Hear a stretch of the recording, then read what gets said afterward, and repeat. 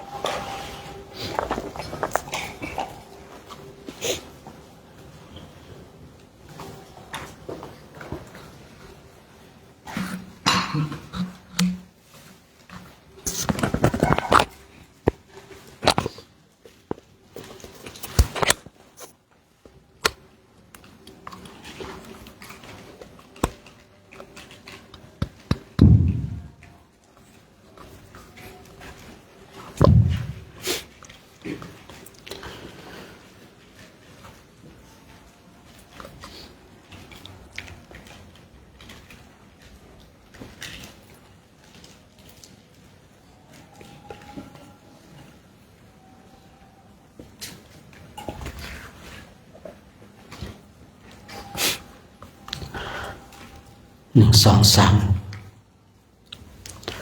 นมัสเตในช่วงพักเช้าของวันที่18กุมภาพันธ์พุทธศักราช2569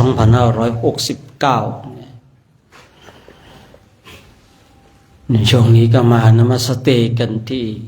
วัดไทยสิริราชคฤห์อยู่ในบริเวณของกรุงราชคฤห์อยู่ในช่วงนี้ยังได้ศึกษาเรื่องราวเกี่ยวกับพระพุทธเจ้าพุทธศาสนาสิ่งหนึ่งที่ชัดเจนเลยคือเกิดขึ้นตั้งอยู่ดับไปของทุกสิ่งทุกอย่างพุทธศาสนาเคยเจริญรุ่งเรืองในกรุงราชคฤห์ผลสุดท้าย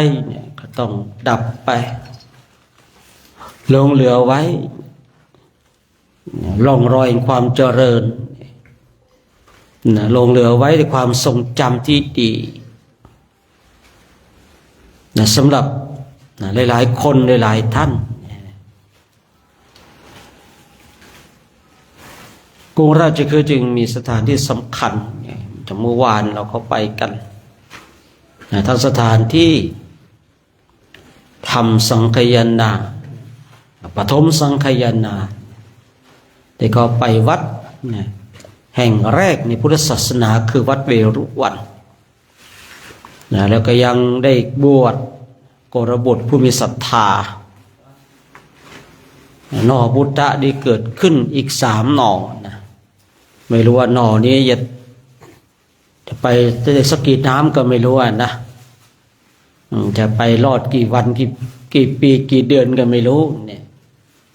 จะรอดหรือไม่รอดนั้นก็ขึ้นอยู่กับความตั้งใจ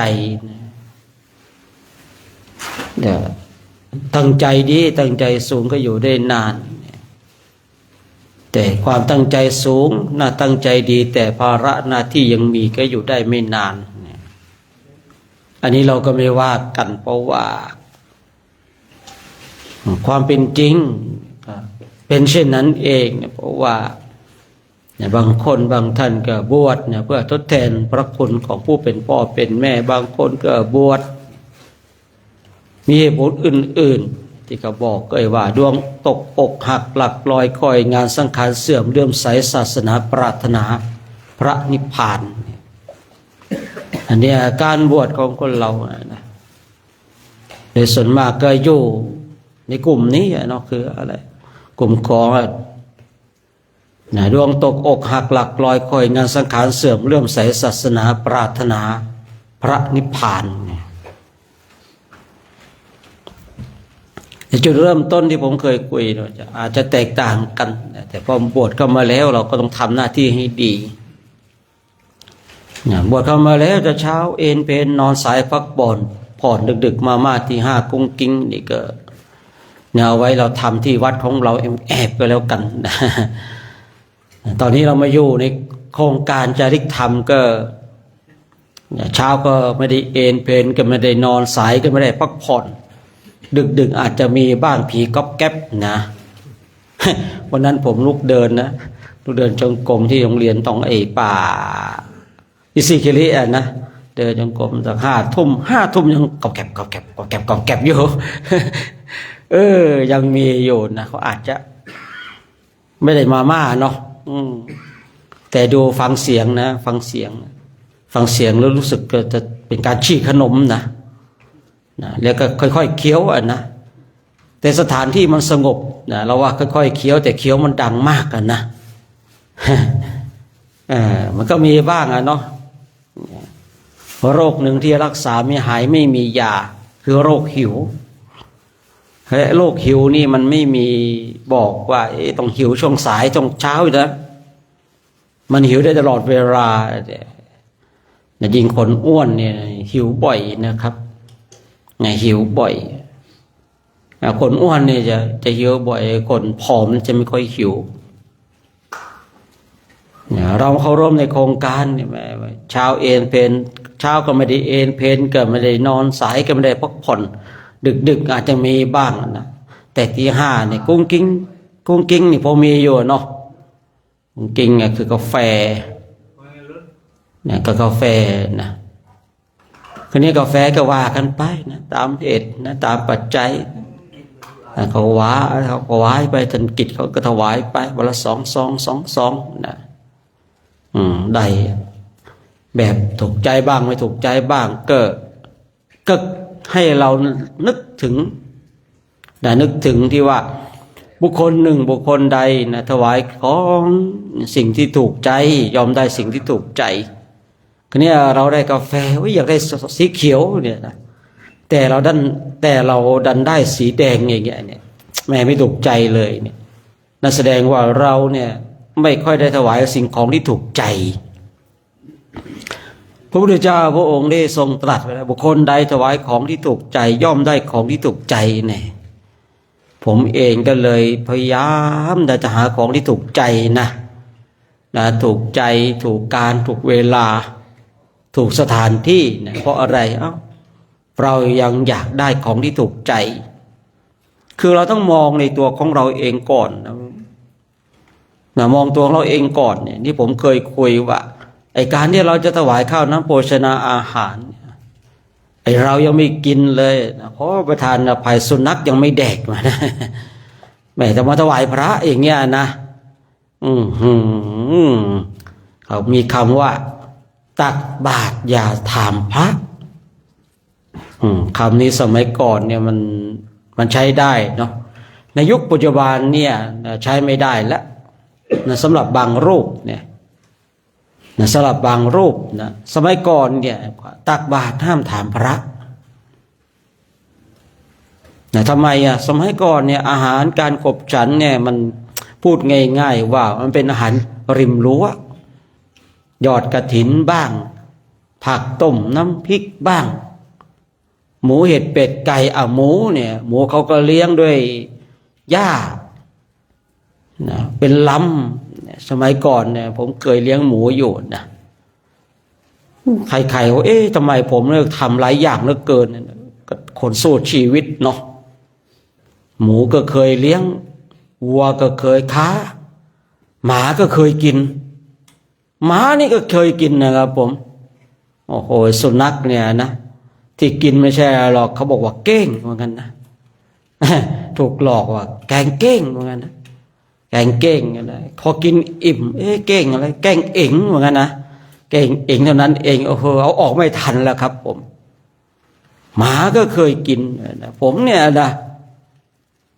หมูก็เคยเลี้ยงวัวก็เคยค้าหมาก็เคยกินมวยก็เคยต่อยลักเล็กก็ขโมยน้อยก็เคยมีนะครับผมชีวิตมันต้องดิ้นรนบางสิ่งบางอย่างเราที่ผมบอกว่าผมอิจฉาสมณเณรที่บวชตั้งแต่เด็ก ไม่ได้ทำเวรทำกรรมเหมือนกับเราไอ้เรานี่กว่าจะได้บวชนี่โอ้โหทำสร้างเวรสร้างกรรมหลายอย่างเห็นสมณเณรตัวน้อยๆหลับบ้างตื่นบ้างมาเช้าบ้างมาสายบ้างวันนี้มากันครบยังไม่รู้นะเป็นห่วงกระเด็นมิกอยู่องค์เดียวตอนนี้นะแต่ช่วงหลังเริ่มนั่งตัวตรงนะเนี่ยเขี่ยวเข็นเมื่อก่อนปล่อยนะจะเป็นพญานาคนะมุดดินอย่างเดียวเลยนะไม่เป็นพญาครุฑเลย ไม่เป็นพญารัตสีเลยจะเป็นพญานาคอย่างเดียวจะมุดดินเนี่ยนะตามไปดูนะถ้าเป็นพญาครุฑเนี่ยจะเหาะหนีไปนะถ้าเป็นพญานาคจะดำดินไปนะถ้าเป็นมนุษย์เนี่ยจะเดินไปนะพระเจ้าพิมพิสารนะให้ทหารตามดูนะมหาบุรุษสิทธัตถะนะตอนที่ออกบวชใหม่ๆนะเข้านะสู่กรุงราชคฤห์เนี่ยให้ตามดูเลยเพราะไม่แน่ใจว่าเป็นเทวดาเป็นนาคเป็นครุฑนะเป็นอะไรยังไงนะเดี๋ยวให้ตามดูนะว่ามีข้อสังเกตนะว่าถ้าเป็นพญานาคนะจะมุดดินอย่างเดียวเลยนะดำดินนะพญานาคนี่ดำดินพญาครุฑจะเหาะอย่างเดียวเลยนะพอสุดท้ายเป็นคนเนาะเป็นมหาบุรุษนะไม่ได้เหาะไม่ได้ดำดินพระเจ้าพิมพิสารก็เลยไปพบไปเจอกันฉะนั้นเราท่านทั้งหลายได้มาแล้วฝึกฝนอบรมกันเราได้บวชในวันพุทธศาสนาเราก็มาทำสิ่งที่ดีทำสิ่งที่ประเสริฐทำสิ่งที่เลิศย่อมต้องยกตัวเองในการบวชของเราเนี่ยเมื่อวานในบวชมีทั้งหลวงพี่มีทั้งหลวงพ่อนะบวชเสร็จแล้วนะอาจจะมีทั้งครูบาด้วยก็ได้เนาะมีทุกอย่างเลยเนาะหวานบวชกันนะบวชแล้วเราก็ตั้งใจนะทั้งพระบวชเก่าบวชใหม่นะเครื่องการันตีคือการปฏิบัติการปฏิบัติเนี่ยเป็นเครื่องการันตีในคุณธรรมของเราเนี่ยไม่ใช่ว่าบวชนุ่งผ้ากาสายะแล้วจะเป็นเครื่องการันตีของอริยมรรคอริยผลไม่ใช่คือการปฏิบัติท่านทั้งหลายและการปฏิบัติเนี่ยคือเครื่องการันตีเนี่ยการปฏิบัติจะทำให้เราเข้าใจเนี่ยยิ่งเรามาในดินแดนดินที่พระพุทธเจ้าของเราได้ประทับใช้สอยพระองค์ได้ทรงอยู่เนี่ยอย่างวัดเวรุวันเนี่ยวัดเวรุวันเคยมีพระภิกษุสงฆ์เนี่ยมากเหลือเกินแต่ช่วงหลังก็เป็นสถานที่ที่ให้คนทั้งหลายได้มารึกนึกถึงพระพุทธเจ้าคือเราเข้ามาถึงในสถานที่จริงนะทำให้เราได้ระลึกนึกถึงเรื่องราวที่เกิดขึ้นที่เกี่ยวกับพระพุทธศาสนาพุทธศาสนาที่เกิดขึ้นได้อุบัติขึ้นมีเรื่องราวที่ผมได้กล่าวไว้เมื่อวานว่ากรุงราชคฤห์นี้เนี่ยถึงแม้ว่าไม่ใช่จัดอยู่ในสังเวชนียสถานทั้งสี่แต่ว่าเป็นสถานที่ที่เราท่านทั้งหลายต้องมาศึกษาเนี่ยต้องมาเรียนรู้เนี่ยพระพุทธเจ้าของเราเนี่ยพระองค์ได้เป็นแบบอย่างในการดำเนินชีวิตเนาะผมชอบใจในคำที่พระองค์ได้ทรงตรัสว่าวาจาไม่จริงนะวาจาไม่จริงไม่ก่อให้เกิดประโยชน์ตถาคตไม่กล่าววาจานั้นวาจาไม่จริงแต่ก่อให้เกิดประโยชน์ตถาคตก็ไม่กล่าววาจาใดจริงไม่เกิดประโยชน์ตถาคตไม่กล่าว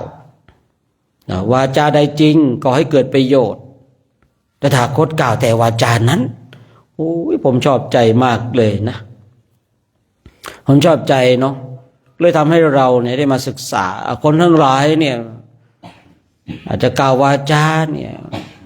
ไม่จริงแต่ก็ให้เกิดประโยชน์เช่นโกหกเนาะโกหกคือวาจาไม่จริงวจีทุจริตไม่จริงคำที่ไม่จริงแต่ก่อให้เกิดประโยชน์คนทั้งหลายย่อมกล่าวย่อมพูดแต่พระพุทธเจ้าของเราเป็นแบบอย่างว่าพระองค์ไม่กล่าว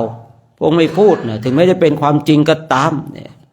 เช่นแม่ไม่ได้เจอกันนานแล้วแก่ขึ้นเยอะเลยแกเนาะ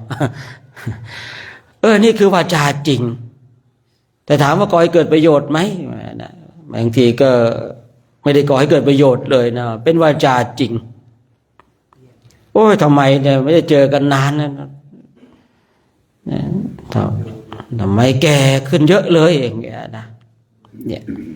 คือเป็นวาจาที่จริงแต่ไม่ก่อให้เกิดประโยชน์เลยเนี่ยพระพุทธเจ้าไม่กล่าวเช่นนี้เนี่ยแต่สาวกเนี่ยสาวกเนี่ยผู้เป็นพระอรหันต์อันนี้ไม่แน่ใจแต่ปุถุชนเนี่ยก็พูดง่ายๆเนาะบางทีโกหกเอาตัวรอดนะวาจาบางสิ่งบางอย่างกล่าวไปแล้วเนี่ยเป็นคำเท็จเป็นคำไม่จริงก็กล่าวไปเพื่อความสนุกสนานเพื่อความเพลิดเพลินแบบนี้มีอยู่เนี่ยคำจริงเนี่ยคำจริงก่อให้เกิดประโยชน์พระเจ้ากล่าวแต่ว่าของเรานี่บางทีมีคำหนึ่งว่าไอ้พูดความจริงเป็นสิ่งที่ไม่ตายแต่ไอ้คนพูดความจริงเนี่ยจะตายว่านะมีเหมือนกันนะเนาะว่าความจริงเป็นสิ่งที่ไม่ตายนะแต่ไอ้คนพูดความจริงแล้วตายเนี่ยแต่มองดูแล้วความจริงนี้ไม่ก่อให้เกิดประโยชน์แต่เรามองในคำนี้ที่เขาบอกว่าความจริงเป็นสิ่งที่ไม่ตายแต่คนพูดความจริงแล้วตายนั่นแสดงว่าความจริงนี้ไม่ได้ก่อให้เกิดประโยชน์ถ้าก่อให้เกิดประโยชน์ต้องเป็นที่รักใคร่ของมนุษย์และเทวดานี่คือความจริงและก่อให้เกิดประโยชน์คำนี้พระพุทธเจ้าเนี่ยตรัสเนี่ยที่วัดเวรุวันเนี่ยถ้าจำไม่ผิดนี่อภัยราชกุมารนะเป็นลูกศิษย์ของนิครนาถบุตรนิครนาถบุตรนี่คือพูดง่ายๆว่าให้อภัยราชกุมารเนี่ยมาถามพระพุทธเจ้านะว่าคือพูดง่ายๆว่าถามพระตถาคตเนี่ยพระพุทธเจ้าเนี่ยกล่าวได้คำจริงอย่างเดียวใช่ไหมประมาณนั้นนะไม่กล่าวคำเท็จใช่ไหมเนี่ยคือคนโดยทั่วไปนะแต่พูดว่าต้องกล่าวได้คำจริงนะแต่คำจริงนั้นอาจจะมีประโยชน์หรือไม่มีประโยชน์เนี่ยเพราะว่าความจริงเนี่ยคำจริงเนี่ยพูดจริงเนี่ยอาจจะมีประโยชน์และไม่มีประโยชน์แต่พระพุทธเจ้าของเราเนี่ยพระองค์นี่คืออัจฉริยะเนาะก็เลยกล่าวเนี่ยความจริงถ้าก่อให้เกิดประโยชน์ตถาคตกล่าวแต่ถ้าความจริงเนี่ยไม่ก่อประโยชน์ตถาคตไม่กล่าวโอ้โหเป็นเหตุในอภัยราชกุมารเนี่ยมีความเลื่อมใสก่อนหน้านั้นเลื่อมใสนิครพวกนิครนี่คือพวกลัทธิทั้งหลายก็เป็นปรปักษ์ต่อศาสนาก่อนหน้านั้นลาภสักการะทั้งหลายเนี่ยเกิดขึ้นกับเจ้าลัทธิทั้งหลายแต่เมื่อพุทธศาสนาอุบัติขึ้นเจ้าลัทธิทั้งหลายก็เสื่อมเสื่อมจากลาภสักการะเราจะได้เห็นได้ยินได้ฟังได้อ่านบุคคลที่จะใส่ร้ายพุทธศาสนาไม่ว่าการไหนตั้งแต่ในสมัยครั้งพุทธกาลจนในปัจจุบันนี้เนี่ยเรื่องการกล่าวร้ายใส่ร้ายพุทธศาสนากล่าวร้ายใส่ร้ายสงฆ์สาวกไม่ว่าการไหนย่อมมีเรื่องนี้ท่านทั้งหลายพระภิกษุสงฆ์เราเนี่ยต้องดำเนินชีวิตด้วยความไม่ประมาทเราจะดำเนินชีวิตด้วยความที่ถูกต้องตามคำลองคองธรรมหรือผิดเพี้ยนไปเราก็ถูกใส่ร้ายคือพูดง่ายๆว่าเราทำดีเราก็ถูกใส่ร้ายเราทำชั่วเราก็ถูกใส่ร้ายพูดง่ายๆให้เราเข้าใจชัดเจน แต่บางคนบางท่านอ้าวไอเราทำความดีแล้วก็ถูกใส่ร้ายเราทำความชั่วเราถูกใส่ร้ายฉะนั้นเราจะทำความดีทำไมทำความชั่วแม่งไปเลยแต่เราต้องดูเรื่องของกรรมวิบากคือพอมาถึงตรงจุดนี้เราต้องมาดูในเรื่องของกรรมวิบากคือนี้ถ้าเราทำความดีเนี่ยเราถูกใส่ร้ายในเรื่องของคนทั้งหลายแล้วแต่กรรมที่มันส่งผลสำหรับตัวเราทำกรรมดีย่อมได้ผลดีเนี่ยบุคคลหว่านพืชเช่นใดย่อมได้ผลเช่นนั้น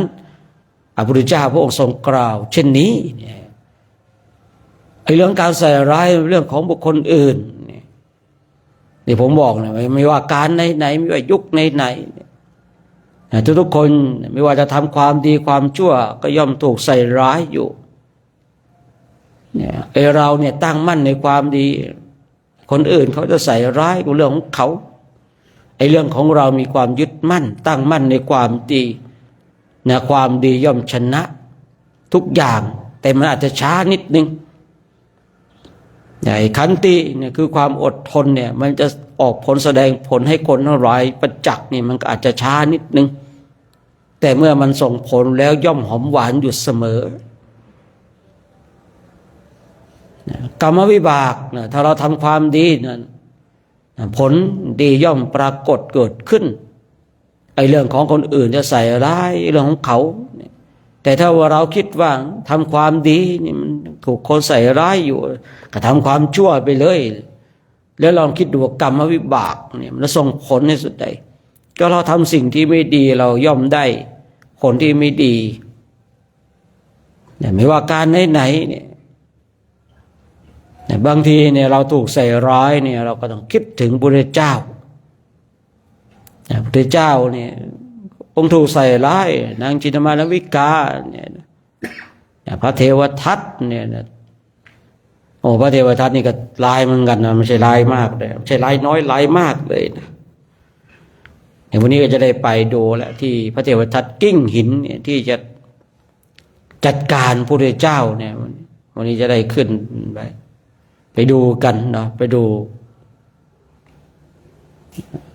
เพราะว่าอยู่นะที่ภูเขาคิชกูฏก่อนจะถึงกุฏิของพระพุทธเจ้าเนี่ยก็มีถ้ำพระมหาโมคคารลานะถ้ำสุกรขาตามีกุฏิพระมหากัสสปะมีกุฏิพระอานนท์ผมจำได้ในสมัยที่ผมมาปีแรกมีเฉพาะถ้ำของพระมหาโมคคารลานะและถ้ำสุกรขาตาถ้ำที่พักของพระมหากัสสปะของพระอานนท์ยังไม่มีเลยนะช่วงหลังนี่มีมาแล้วช่วงหลังนี่เริ่มมีมากันอันนี้ก็ว่ากันไปพอดีบังเอิญอยู่ในมาในช่วงที่จริงบางอย่างที่ยังไม่ได้เสริมเติมแต่งอะไรมากมายนะบางคนบางท่านเนี่ยว่ามีความสงสัยเนาะอย่างที่เราไปทำสัตบัญเนี่ยทำสังคายนาเนี่ยเราต้องเข้าใจว่าประเทศอินเดียนั้นเนี่ยมีอยู่ครั้งหนึ่งที่เกิดเป็นดินไหวเนี่ยยังหนักเลยนะทำให้สถานที่บางสถานที่นั้นเปลี่ยนไป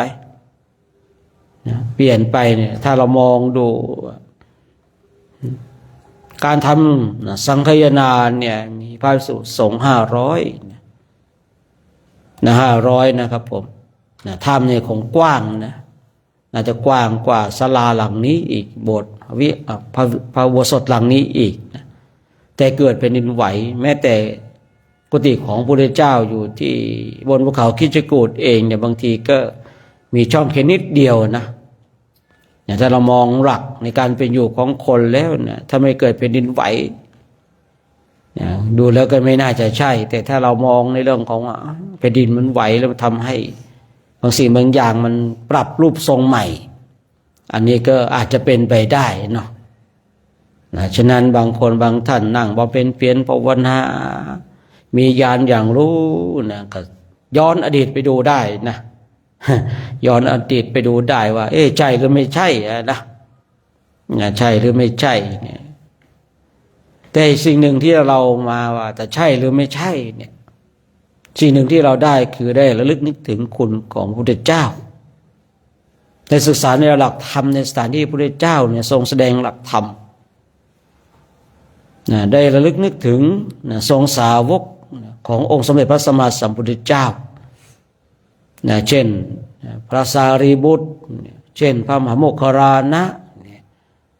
เช่นพระมหากัสสปะระลึกนึกถึงสิ่งที่ดีงามจึงก่อให้เกิดสิ่งที่ดีงามในจิตในใจของเราก่อนผมจึงชอบใจที่กล่าวไว้ที่พระพุทธเจ้าพระองค์ได้ทรงกล่าวไว้นะวาจาไม่จริงเป็นประโยชน์ไม่กล่าววาจานั้นแต่ถ้าคนไปกล่าววาจานั้นเนี่ยที่วัดเวรุวันเนี่ยที่เมื่อวานนี้เราเข้าไปเนี่ยทีนี้เราก็ย้อนกลับมาดูตัวของเราว่าถ้าวาจาไม่จริงเนี่ยทั้งเป็นประโยชน์และไม่เป็นประโยชน์เราก็พึงหลีกเลี่ยงเนาะวาจาใดจริงเนี่ยก่อประโยชน์และไม่ก่อประโยชน์เนี่ยเราก็ต้องพิจารณาโดยแยบคายพิจารณาโดยแยบคายเมื่อเราพิจารณาโดยแยบคายแล้วคนนี้เราเองจะพูดในสิ่งใดเนี่ยมันก็จะหยุดยิ่งเราเป็นพระนี่มันต้องสำรวมเนาะที่เขาบอกว่าสำรวมกายเนี่ยสำรวมวาจาสำรวมใจเนี่ยไอ้การสำรวมวาจาเนี่ยก็ทำให้เรามีสติในการพูดคุยมากขึ้นสิ่งนี้พูดไปแล้วไม่เป็นประโยชน์ถึงแม้ความจริงเราไม่พูดดีกว่าพูดไปบางทีมันก็อาจจะเกิดเรื่องราวมากเหลือเกินที่ผมเคยคุยไว้วาจาของคนมันน่ากลัวนักแหล่มันสามารถทำให้คนรักกันก็ได้มันสามารถทำให้คนฆ่ากันก็ได้อาวุธทั้งหลายที่มีนิวเคลียร์เป็นต้นมีปรมาณูเรียกว่าน่ากลัวนี่ไม่น่ากลัวเท่าอาวุธที่คือวาจาวาจาของคนเนี่ยน่ากลัวมากเลยนะท่านทั้งหลายทำให้คนรักกันก็ได้ทำให้คนเกลียดกันก็ได้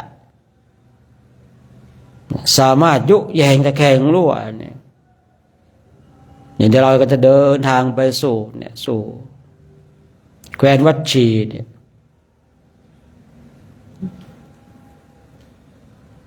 มีคนหนึ่งที่เก่งเนี่ยคือลูกน้องของพระเจ้าชาติศัตรูวัสการพามเนี่ยใช้วาจาเนี่ยในการยุแยงตะแคงรั่วเนี่ยทำให้วัดชีล่มสลายเลยนะ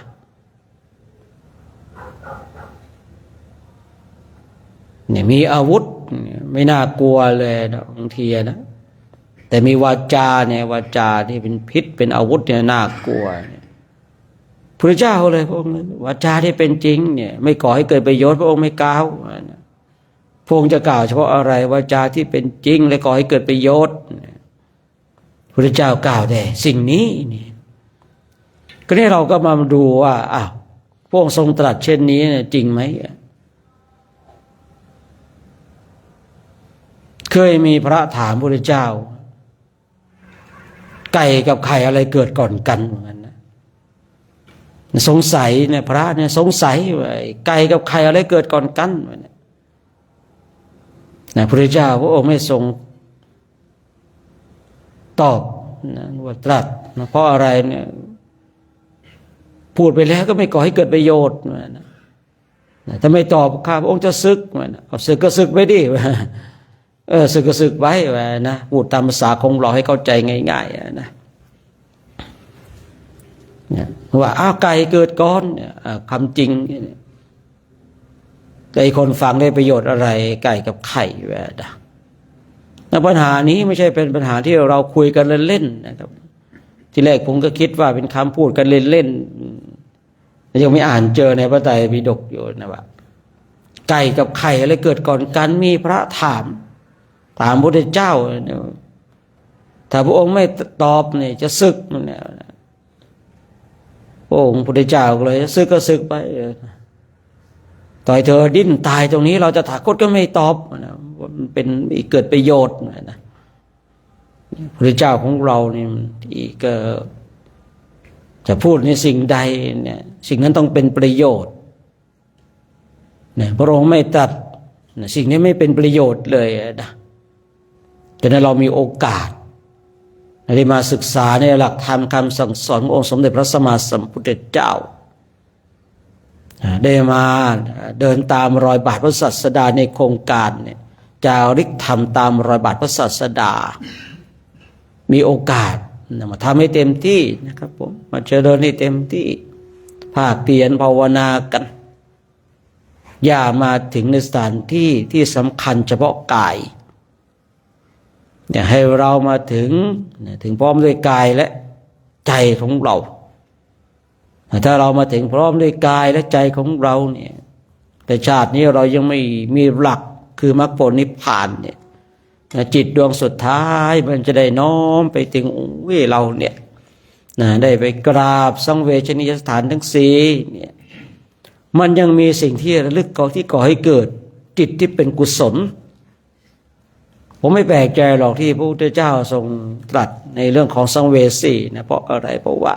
คือคนเราถ้ามาสังเวสีแล้วเนี่ยได้มากับพระไหว้พระมาถึงพร้อมด้วยกายและใจจิตดวงสุดท้ายมันจะดับมันมีเครื่องระลึกมากที่ก่อให้เกิดบุญกุศลหรือว่ากุศลธรรมก่อให้เกิดในจิตในใจมากเนี่ยบางทีอาจจะตายตอนกราบต้นพระศรีมหาโพธิ์อย่างเงี้ยนะบางทีจิตมันระลึกนึกถึงตายไปตอนที่เรามากราบสถานที่สำคัญทางกรุงราชคฤห์เนี่ยตัวว่าเราตายเนี่ยเพราะจิตดวงสุดท้ายไปดับพร้อมที่พระเจ้าเข้าสู่พระปรินิพพานเนี่ยคือตายพร้อมกับสังเวชใดสังเวชหนึ่งเนี่ย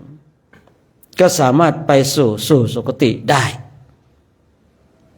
คือมันมีเครื่องระลึกถึงก่อนที่จิตของเรามันจะดับแต่ถ้าว่าเรามาสังเวสีแล้วเนี่ยไม่ได้ตั้งใจปฏิบัติเลยไงเนาะขอประทานอภัยนะบางทีก็ทำสิ่งที่แบบไร้สาระพอไปกราบสังเวสีก็ไปเฉพาะกายไปกราบพระงกถ่ายรูปเสร็จปุ๊บใจไม่ได้ถึงพระเจ้าเลยใจไม่ได้ถึงสังเวสีเลยคือนี้มันไม่มีเครื่องระลึก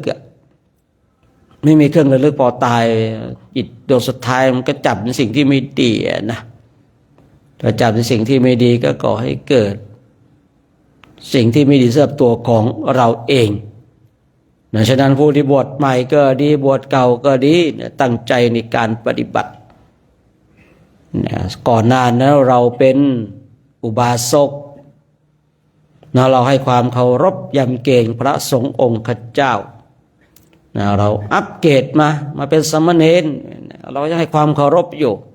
คือบางคนก็เป็นเช่นนี้ไอ้ตอนเป็นอุบาสกให้ความเคารพดีนะให้ความเคารพครูบาอาจารย์ให้ความเคารพพระเถระมหาเถระพอบวชเป็นเณรสามเณรเนี่ยก็ยังอยู่นะพอบวชเป็นพระนะบางรูปนะครับว่าศีลเสมอกันแล้วนะพูดเล่นได้ไว้นะคือเราต้องเข้าใจนะบางอย่างเนี่ยครูบาอาจารย์เนี่ยพูดเล่นกับเราได้แต่เราไม่สามารถจะพูดเล่นกับครูบาอาจารย์ได้นะครับครูบาอาจารย์เนี่ยคุยเล่นกับเราได้นะแต่เราเนี่ยไม่สามารถจะคุยเล่นกับครูบาอาจารย์ยิ่งถ้าจิตของเรานี่มันยังไม่มีเครื่องการันตีในบางสิ่งบางอย่างยากนะบางทีว่าศีลเท่ากันแล้วเนี่ยผมคุยเล่นกันได้แล้วนะในบางคนเนี่ยผมเคยเจอแอบพระใหม่คุยกันอาจารย์ก็ศีล227เหมือนกันเราก็ศีล227เหมือนกันเท่ากันมันเด็กกว่าเราอีกเราที่แก่กว่าอันนี้เคยได้ยินพระใหม่ก็นั่งคุยกันก่อนหน้านั้นเรามีศีลแค่5นะให้ความเคารพตอนนี้เรามีศีล227แล้วเท่ากันแล้วพูดง่ายๆว่า4เท่ากันแล้ว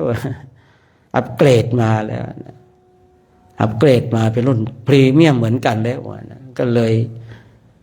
ยบางทีก็ความเคารพก็ขาดหายไป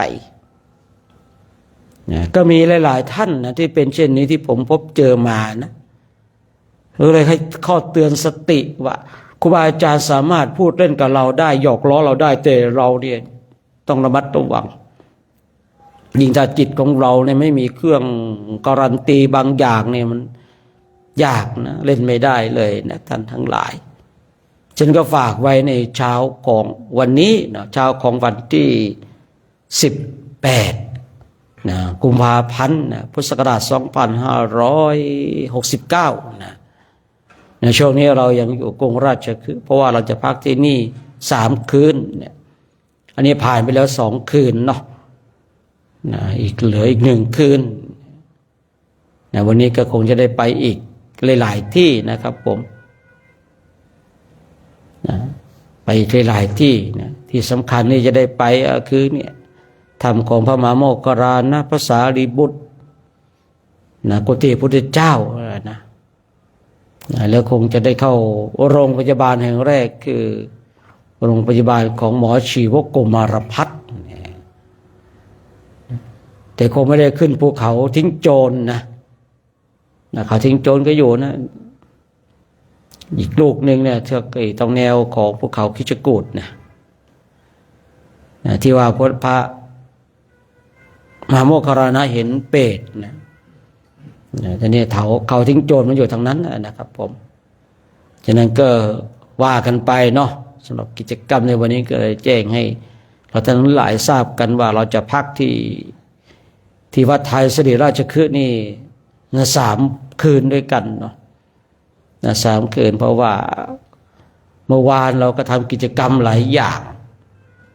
สำเร็จลุล่วงไปได้ด้วยดีวันนี้เราก็ยังทำกิจกรรมเข้าอยู่ในโครงการของจาริกธรรมเนี่ยมีกิจกรรมทั้งวันนะครับผมกิจกรรมทั้งวันมาเต็มอิ่มกันนะแล้วก็ฝากไว้ก็แล้วกันเอาละช่วงนี้ก็คงจะได้เวลาในการทำวัดสวดมนต์เจริญธรรมกรรมฐานกันว่าไงกลุ่มหนึ่งต้มน้ำ2นะครบนะครบนะครบก็ดีแล้วนะเมื่อวานในเมื่อวานก็ผมก็คอยดูใครจะชวนไปสวดมนต์ก่อนนะผมแต่ว่าถ้าเมื่อวานไม่สวดนะผมกะเล่นเลขาแล้วก็หัวหน้าด้วยนะวันนี้นะคือพูดง่ายๆว่าหัวหน้าก็เลขาเนี่ยไม่เตือนสติลูกน้องเนี่ยขนาดพระอุปถากเนี่ยเมื่อวานยังโดนเลยโดนมาสวดมนต์ด้วยนะไม่เว้นนะครับผมเนี่ยพระโทษทานเนี่ยไม่ละเอียดนะก็เลยมาสวดมนต์ด้วยเพิ่มสติเนี่ยขนาดพระอุปถากยังโดนเลยเนาะขาดสติไปนี่ไม่ได้นะเนี่ยคือพูดไปแล้วเนี่ยผมพูดไปแล้วมันต้องนั่นนะไม่มีข้ออ้างนะเมื่อวานก็คอยดูใครนะก็กล่าวว่าจะมาสวดกันหรือเปล่าเนี่ยถ้าไม่สวดเนี่ยกะเล่นเลขากับหัวหน้าด้วยนะเพราะว่าเลขากับหัวหน้าเนี่ยไม่เตือนนะต้องไม่เตือนลูกน้องเลยนะไม่เช็คไม่ถามลูกน้องว่าสมาชิกในกลุ่มของเรามีใครโดนบ้างอย่างเงี้ยนะต้องคอยบอกกันวันไหนถ้าบอกกับเราเนี่ยแต่มีหนี้เนี่ยเลขาหัวหน้าต้องคอยนั่นนะถ้าเลขาลืมเนี่ยพองานพวกนี้เป็นเรื่องของงานเลขาเนี่ยหัวหน้าก็ต้องเตือนว่าวันนี้สมาชิกในกลุ่มของเราเนี่ยมีใครเป็นหนี้ไหมแต่เป็นหนี้คอยเตือนสติกันนะเพราะช่วงนี้ก็เข้าสู่ระบบแล้วก็จะเริ่มมีการจับผิดโดยผมตอนเย็นผมก็ขึ้นมาดูนะครับผมแอบมาดูนะแอบมาดูเหมือนกันเอาละเนาะเดี๋ยวทำวัดสวดมนต์กันดีกว่านะได้เวลาละนะกลับทำก่อนเถอะน้ำก่อนเถอะตอนเพลงยังไม่ให้น้ำอ่ะยังไปยังไม่ไป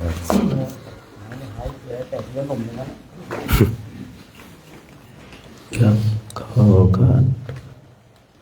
ครูบาอาจารย์เป็นตัวแทนในการทำวัดสวดมนต์ยามเช้ากราบถวายความเคารพพระเดชพระคุณหลวงพ่อพระครูธีรธรรมปราโมทย์พระอาจารย์โชคชัยประภัสโรพร้อมกันแล้วเราทั้งหลายพร้อมกันคุกเข่าประนมมือขึ้นพร้อมกันแล้วกราบ กราบกราบ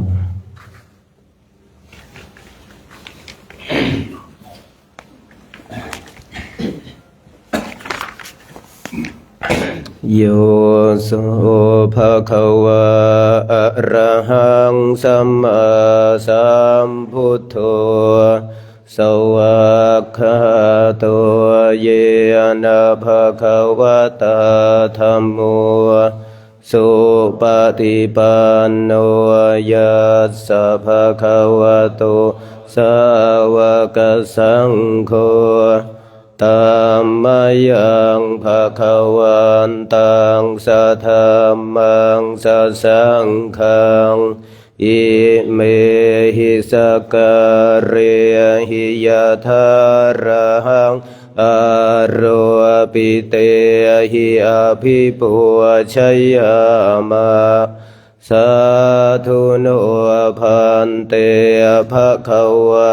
สุจิระปรินิพพุโตปิปัจฉิมาชนะตานุกัมปมานัสสะอิเมสการะทุกขตาปันนาการะภูเตปฏิคันหาตุอัมหากังเทครตังหิตายะสุขายะอะระหังสัมมาสัมพุทโธ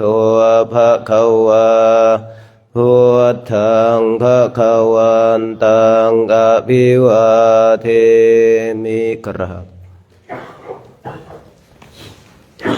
สวากขาโตภะคะวะตาธัมโมธัมมังนามัสสามิกราบสุปฏิปันโนภะคะวะโตสาวกสังโฆสังฆังนะมามิกราบหันธรรมยังพุทธัสสะภะคะวะโตปุพพาคณมการังคโรมัสเสนะโมตัสสะภะคะวะโตอะระหะโตสัมมาสัมพุทธัสสะนะโมตัสสะภะคะวะโตอะระหะโตสัมมาสัมพุทธัสสะนะโมตัสสะภะคะวะโตอะระหะโตสัมมาสัมพุทธัสสะหันธรรมยังพุทธาภิทุติงกโรมัสเสโยโสตถาคโตอะระหังสัมมาสัมพุทโธวิชชาจารณสัมปันโนสุขโตโลกวิทูอนุตตรปุริสธรรมสารทิสัทธาเทวมนุษย์สานังพุทโธภะคะวาโยอิมังโลกังสัทเทวกังสัมมาระกังสัพพะมะกัง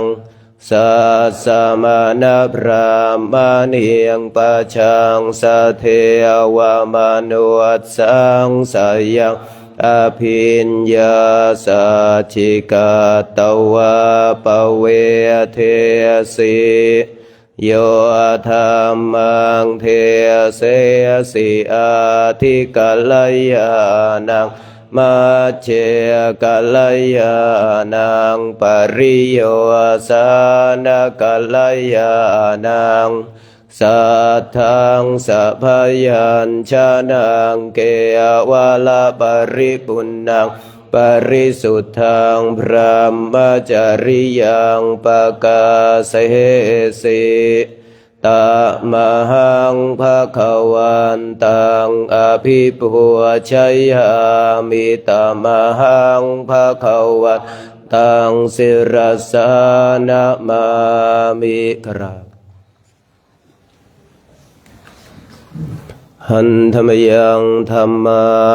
ภิทุติงกโรมัสเสโยโสสวากขาโตภะคะวะตาธัมโมสันทิฏฐิโกอากาลิโกเอหิปัสสิโกโอปานายิโกปัจจตังเวทิตาโพวินโยหิตามหังธรรมังอภิปุชัยหามิตามหังธรรมังศิรสานะมามิกราบหันธรรมยังสังฆาภิทุติงกโรมัสเสโยโสสุปฏิปันโนภะคะวะโตสาวกสังโฆอุชุปฏิปันโนภะคะวะโตสาวกสังโฆยายาปฏิปันโนภะคะวะโตสาวกสังโฆสามีจิปฏิปันโนภะคะวะโตสาวกสังโฆยะทิทังจัตตาริปุริสายุคานิอัตถปุริสปุคลาเอสะภะคะวะกสังโฆอาหุนายโยปาหุนายโยทักขินายโยอัญชลียการณิโยอนุตตรังปุญญเขตังโลกัสสะ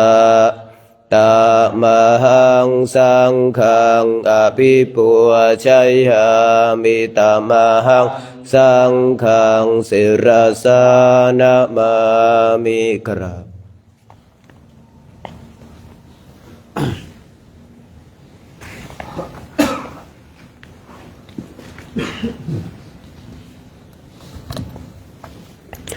หันธรรมยรัตนตยปนามะคาทายโยเจวะสังเวคปริกิตนาปะทัญจะพนามาเสพุทโธสุสุโธกรุณา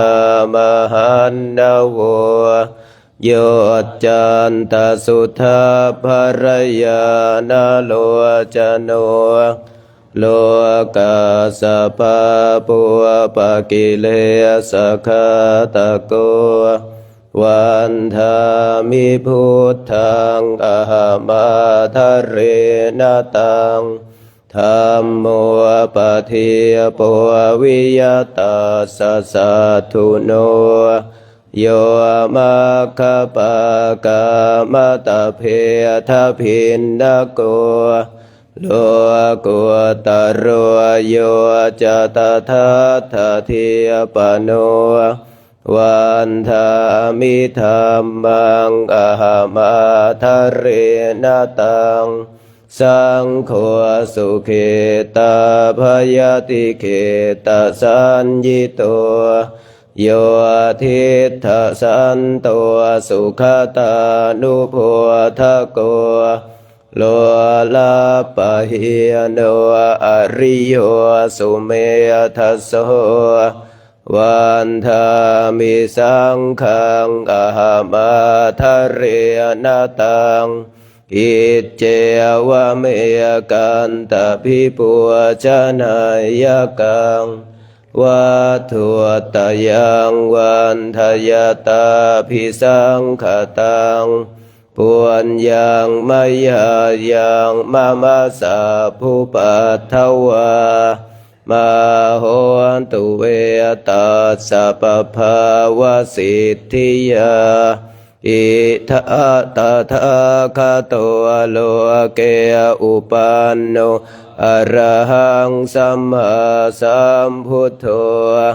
ธัมโมจะเทสิโตนิยานิโกอุปสมิโกปรินิพพานิโกสัมโพธคามิสุขตาปเวทิโตมายันตังธัมมังสุตวะเอวังชานามาชาติปิทุกขาชาราปิทุกขามรณะปิทุกขังโสกปริเทวทุกขโทยาสาปิทุกขาอปิเยหิสัมปโยโคทุกขปิเยหิวิปปโยโคทุกขยามปิชานาลภติตามปิทุกขังสังคิเตนะปัญจุปาทานขันธาทุกขาสยทิทังรัวปัวปาทานขันโทเวทนุปาทานขันโทสัญญูปาทานขันโทสังขารุปาทานขันโทวิญญาณุปาทานขันโทเยสังปริญญายะธารมาโนโสภะคะวาเอวังพะหุลังสาวะเกวิเนติเอวังภาคาจะปนัสสะภะคะวะโตสาวะเกสุอนุสาสนิพะหุลาปวัตตติ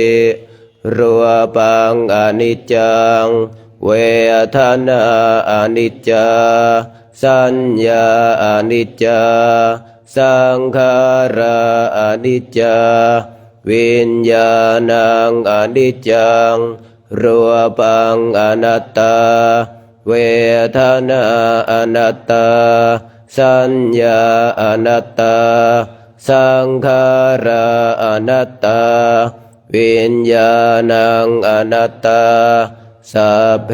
สังขาราอนิจจาสัพเพธัมมาอนัตตาติเตมายังโอตินามหาชาติยาชารามรเนนะโสเกหิปริเทเวหิทุเคหิโทมานัสเสหิอุปายาเสหิทุกขตินาทุกขปเรตาอัปเปวนามิมัสสะเกวลาสะทุกขขันธัสสะอัตตกิริยาปัญญาเยธาติจิระปรินิพุตัมปิตังภคะวันตังอุทิศสะอรหันตังสัมมาสัมพุทธังสัทธาอาคารัสสมาอนาคาริยังปะปะจิตาตาสามิงภะคะวะติพระมจริยังจารามะภิกขุนังสิกขาสะเชวะสัมมาปันนาตังโนพระมจริยังอิมาสเกวลาสะทุกขขันธัสสะอันตกิริยายะสังวัตตตุติ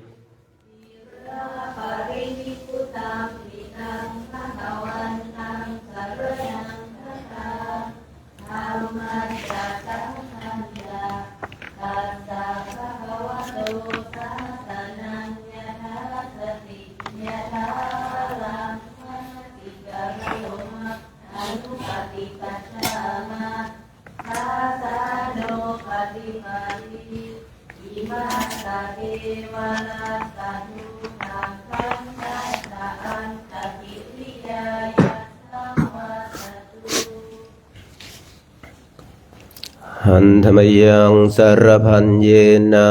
พุทธมังคละคาทายโยพนามาเสสัม มพุทโธทิปะทังเสตุนิสินโนเจวามาชิเมโกนทันโยปุปภาเคจาอาคานายเยจากาสะโปสาริยปุตโตจะทาคิเนหารติเยอุปาลิจาปัจฉิเมปิจานันโทพายาเพจะขาวามปติโมคคันลาโนจะอุตตาริยิสาเนปิจาราหุโลอิเมโคมังคัลลาพุทธาสัพเพอิทาปฏิทิตาวันทิตาเตจะอัมเหหิสักการิหิจะปุชิตาเอเตสังอานุภาเวนะสัพพะโสทิภาวันตุโนกิจเจวะมาจันตานามาสนายังนามาสมาโนรัตนาตายังยังปุญญาภิสันทังวิปุลังอรหัตถังตัสสะนุภาเวนะหตันตรายโย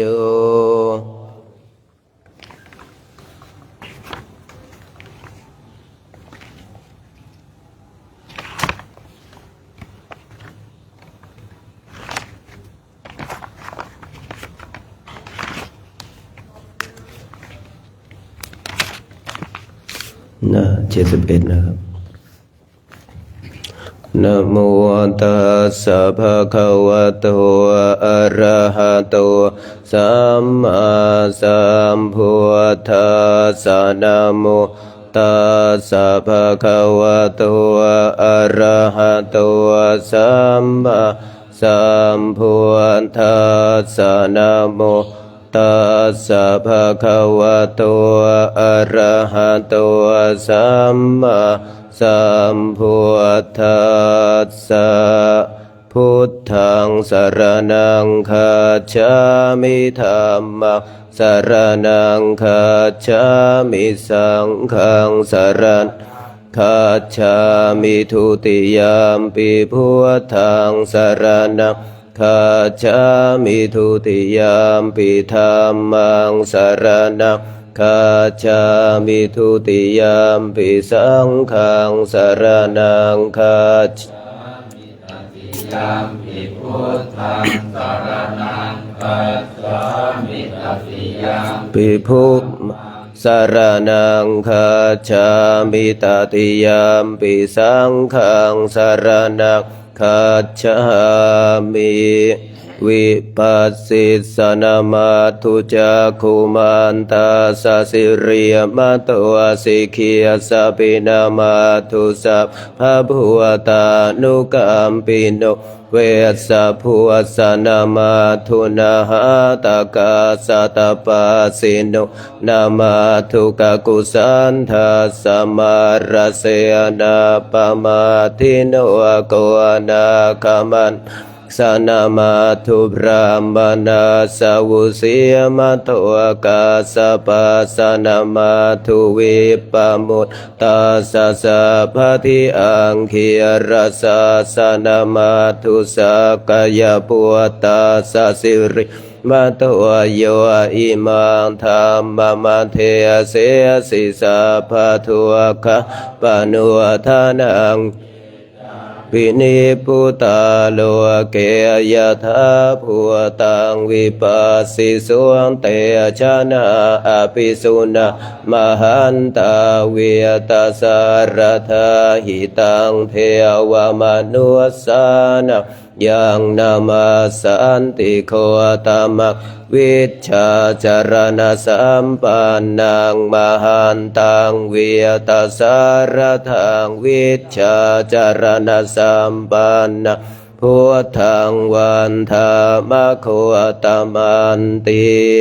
นะโมเมยสะภะพุทธานังอุปานานังมเหสีนังตันหังกรัวมหาวิโร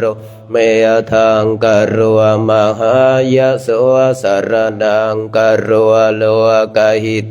เทียปังกรัวชุตินทรัวกวนทันโย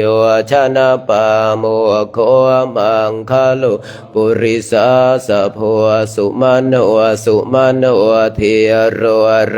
วัตรติวาทานโนโสภิโตคุณสัมปันโนอโนมัทาสิยชานุตตโมปัทุโมโลกปัจโจโตนารัตโทวรัสสะระเทียปัทุโมตโรสัตตสาโรสุเมตอาปติปุคะโลสุชาโตสัพพะโลกะโคปิยทาสิยนาราสัพ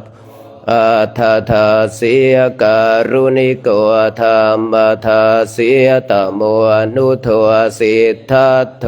อาสโมโลเกเตียโสจวัฏตังวโรปุโสจวรโทพุทโธวิปัสสิ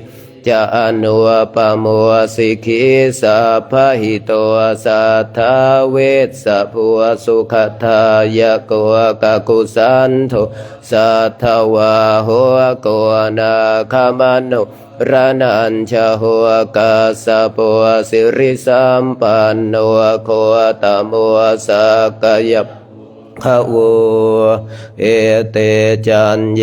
จะสัมพุทธาอเนกสัตตโกตโยสัพเพพุทธาอสัมมาสัมมาสัพเพพุทธามหิทิกาสัพเพทัสสะพะลุเปตาเวสรัชเชหุปาคตาสัพเพเตปฏิชานันติอาสะพันธานามุตตมังสีหานาทางนาทัตเตเตปริสาสุวิสารธาพรามจักกังปวะเตนติโตอาปฏิวัติยังอุเปตาพุทธธรรมเมหิอาทารสหินายกะทวัติงทัสสะพะลุเปตานุพยัญชนะธาราพยามาปภายาสุปภาสะเพเตมุนิกุญชราพุทธาสัพพัญยุโนเอเตสัพเพขีนาสวาชินมหาปภามหาเตชามหาปัญญามหาภลามหาการุณิกทิราสะเพสาหังสุขาวะทิปานาทาปฏิทาจตานาเลนาจปานิคติพันธุมหาสาสาสารนาจหิเตสิโนสเทวกัสสโลกัสสะสะเพเอเตปรายนาเตสาหังสิรสะปาเทวันธามิปุริสุตตเมวะจัสสะมนัสสะเจววันธาเมเต ตถาคเตสยเนอาสเนทาเนขมาเนจาปิสัพพทาสัทธาสุเขนรักขันตุพุทธาสันติกราตุวะเตหิตวะรักขิตวะสันตวะมุตตวะสัพพะพเยนะจัสสัพพะรุขวินิมุตตวะสัพพะสันตาปวัจจิตวะสัพพะเวรมติกันตัวนิยพุตวะจตุวะภวเตสังสัจเจนะสีเลนะขันติเมตตาภะเลนะจเตปิตุมหิอนุรักขันตุอาโรคเยนะสุเขนะจะปุราธิมาสมิงคิสาภาเค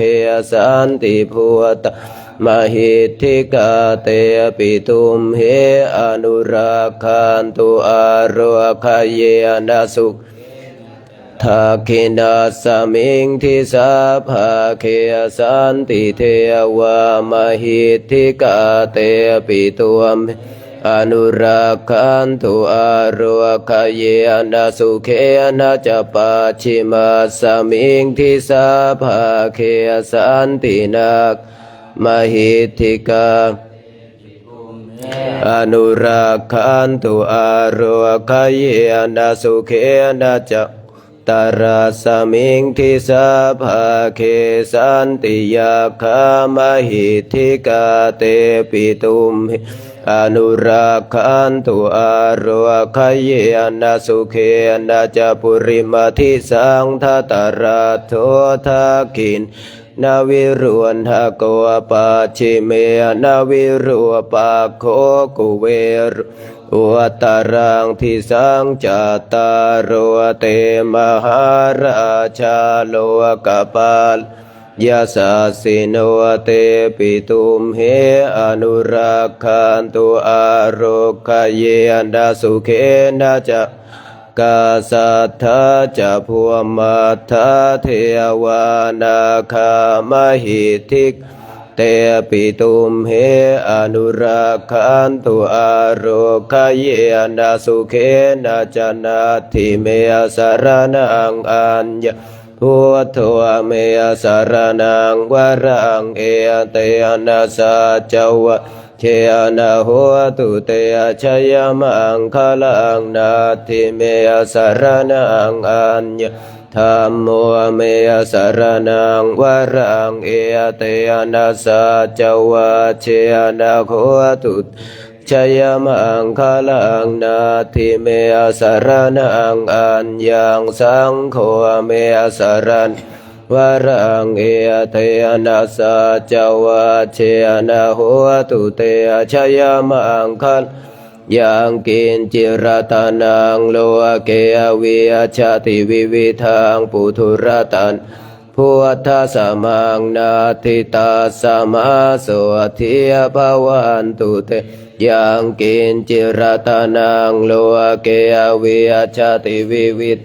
ปุถุรตานังธรรมสมังเนียตสัมมาสุทิภวันตุเตยังกินจิรตานังโลเกวิชาติวิวิทังปุถุรตานังสังฆสมังนาทิตาสมาโสทิภวันตุเตสักกตวะพุทธรตานังโอสทังอุตมังวระหิตังเทวมนุสานังพุทธเตเชนะโสทินะนาสันตุปัทถวาสัพเพทุขาวะปัสสัมตุเตสักกตวะธรรมรตนังโอสทังอุตมังวระปริลาหัวปัสสมานังธรรมเตเชนะโสทินะนาสันตุปัทถวาสัพเพพยาวัวปัสสัมตุเตสักกตวะสังฆรตนังโอสทังอุตมังวระป อาหุนายยังปาหุนายยังสังฆเตเชนะโสทินะนาสันตุปัทถวาสัพเพโรคาวุปัสสเมนตุเตสัพพิติโยวิวัชชันตุสัพพะโรโควินาศตุมาเตภวัตวันตรายโยสุขีธิคายุโกภวะอภิวาทนาสิเลียสนิจังวุฒาปจายโนจัตตารโอธรรมวัฏันติอายุวันโนสุขังพลังหน้า120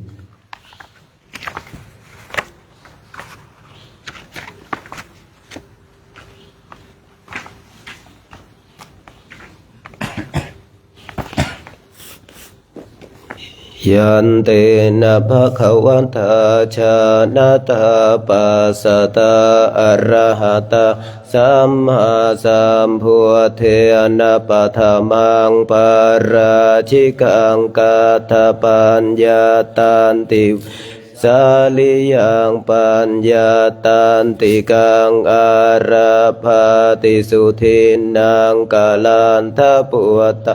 อาราภาติกิสมิงวาทุสมินติสุทินโน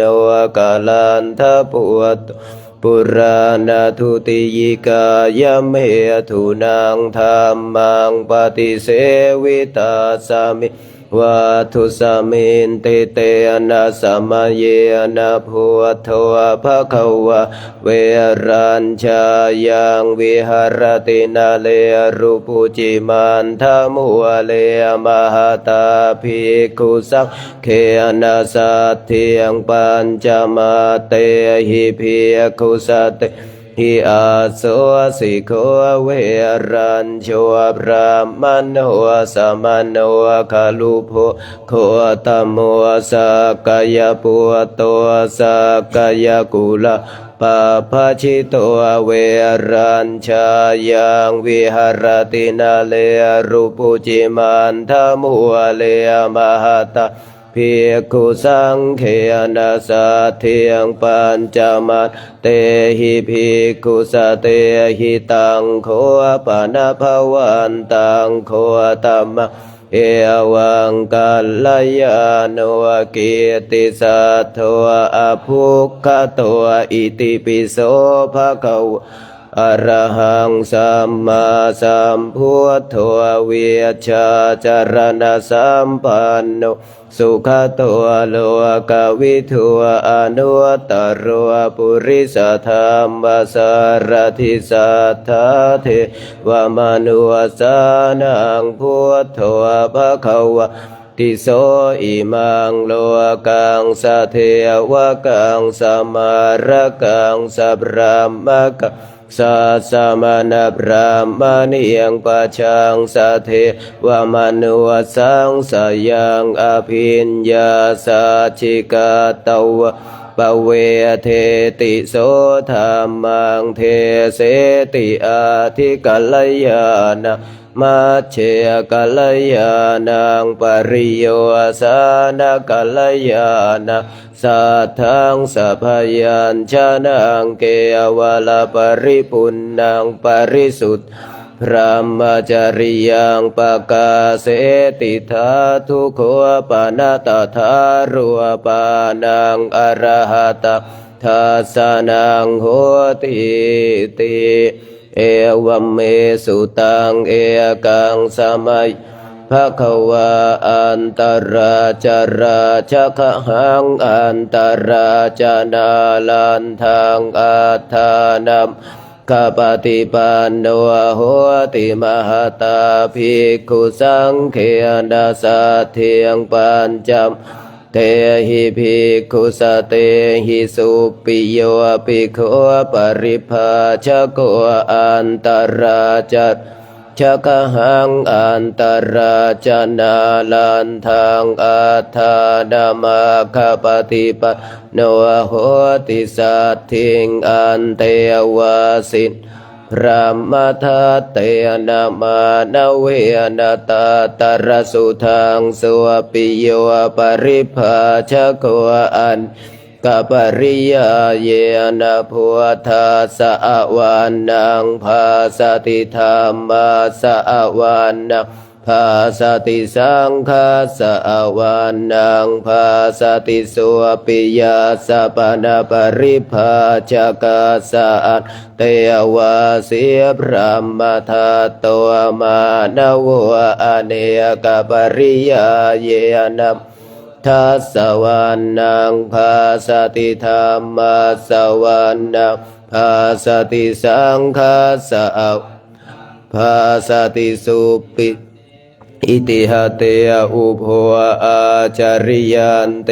วาสีอัญญมัญญาสะอุชุวิปัจจานิกวาทะภะคะวันตังปิติโตปิติโตอนุพันธาโหติภิกขุสังขันจาเมตตายาภิกขเวเจโตวิมุตติยาอาเสวิตายาภาวิตายาภาหุตกตายายานิกตายาวัตถุกตายาอนุทิตายาปริจิตายาสุสมารัตถายาเอกาทัสสานิสังสาปติขากตเมเอกาทัสสะสุขังสุปฏิสุขังปฏิพุชตินาปะปะสุปินังปัสสติมนุสสานังปิโหติอมนุสสานังปิโยโหติเทวัตราคันตินาสะอาคิวาวิสังวาสัทธังวากามติตุวตังเจตังสัมทิยติมัวขวันโนเวปัสสิยทัติอาสัมมุลาโหกาลังกโรติอุตริอาปติวิชันโตพระมโลกุปะโคโหติเมตตายาภิกขเจโตวิมุตติยาอาเสวิตายาภาวิตายาภาหุลิกตายายานิกตายาวัตถุกตายาอนุทิตายาปริจิตยาสุสมารัตถายาอิเมเอกาทัสสานิสังสาปติกะคาติอิธรรมโวจะภะคะวะอาตัมปนาเตภิกขุภะคะวะโต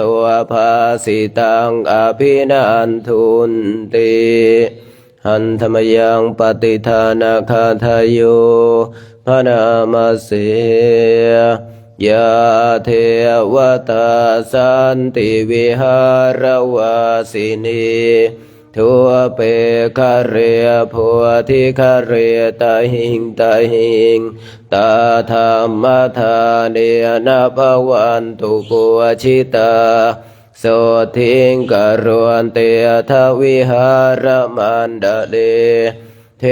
ราจมัจจานวกาจะภิกขโวสารามิกาธานปฏิอุปาสกาขามาจะเทสานิขามาจะอิสราสัปปานาปุตาสุขิตาภวันตุเตชะลาภูชาเยปิจาอันดสัมภวาสังเสทชาตาอัทวปปาติกานิยานิกังธรรมวรังปฏิจจเตสัพเพ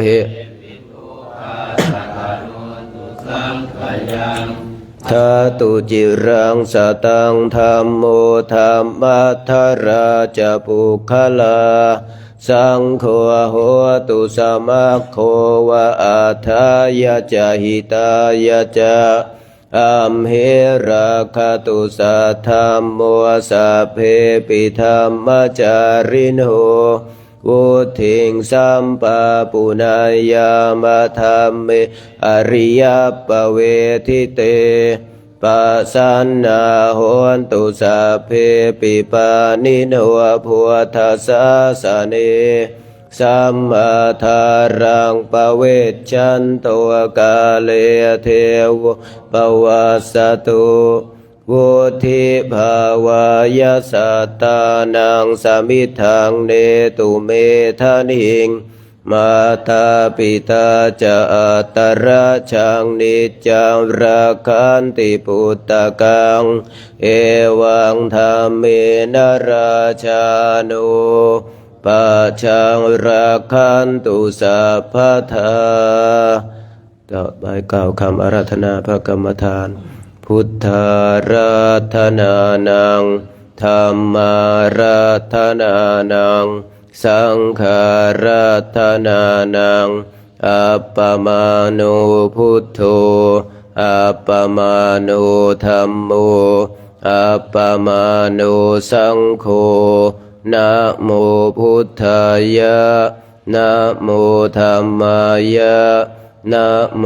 สังฆายะพุทโธเมนะโธธัมโมเมนะโธสังโฆเมนะโธพุทธบูชาธัมมบูชาสังฆบูชานิพพานปัจจโยโหตุ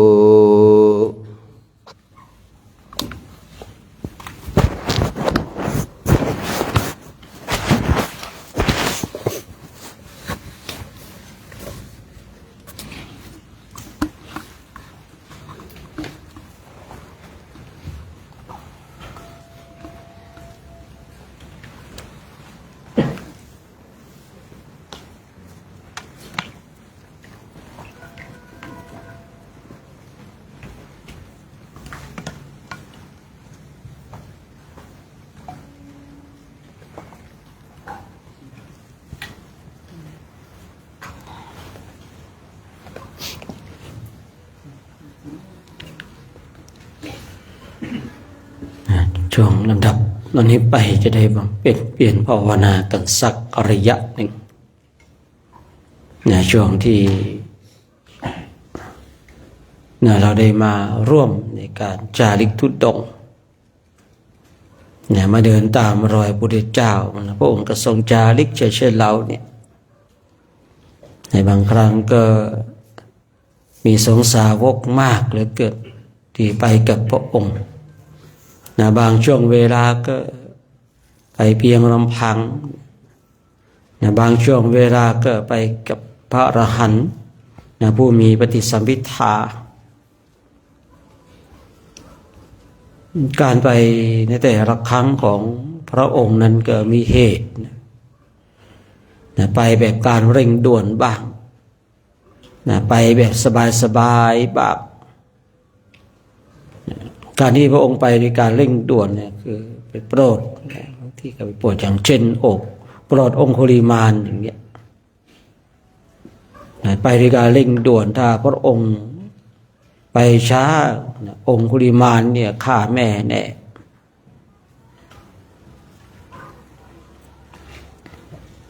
พระองค์จริงจะเป็นต้องไปด้วยการเร่งด่วนแต่บางคราวพระองค์ก็ไปแบบสบายๆอย่างเช่นพระองค์เสด็จเข้าสู่กรุงกบิลพัสดุในคราวที่พระองค์เสด็จเข้าสู่กรุงกบิลพัสดุเนี่ยพระองค์ก็อยู่ที่วัดเวรุวันเนี่ยในการที่พระองค์ไปในครั้งนั้นพร้อมพระภิกษุสงฆ์20,000 รูปด้วยกันในฝ่ายที่มาจากกรุงกบิลพัสดุประมาณ10,000 รูปฝ่ายที่อยู่ทางกรุงราชคฤห์นี่ก็ประมาณ10,000ในการที่พระองค์เสด็จไปในคราวครั้งนั้น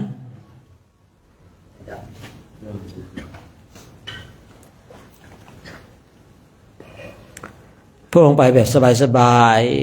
ๆไม่ได้เร่งไม่ได้รีบร้อนในตำราเขาว่าพระองค์เดินอยู่60 วันวันละ16 กิโลหรือว่าวันละ1 โยชน์ ในตำราเขากล่าวไว้คือนี้เราถ้าวัดจากตรงจุดนี้ไปสู่กรุงกบิลพัสเนี่ยมัน400 กว่ากิโลนี่กลุ่ม2นี่มันอะไรเนี่ยเรื่องฝาน้ำทุกวันเลยนะเรื่องฝากระติกน้ำในทุกวันเลยกลุ่ม2นี่อะไรเนี่ยสังเกตดูหลายวันแล้วเนี่ยนะ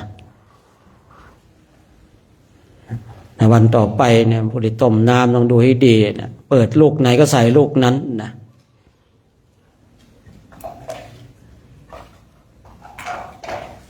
เรื่องฝากระติกน้ำเนี่ยเดี๋ยวเกตดู3-4 วันแล้วเปลี่ยนไปเปลี่ยนมากันเนี่ยนะมีปัญหามากต่อไปก็ไม่ต้องต้มน้ำเนี่ยนะไม่ต้องดื่มก็แล้วไอ้แค่กระติกน้ำยังมีปัญหานะไอ้แค่ฝาน้ำแค่นั้นเองยังมีปัญหากันนะไอ้แค่นี้ยังทำไม่ได้แล้วจะไปเอาอะไรสติกศาสนานี้นะ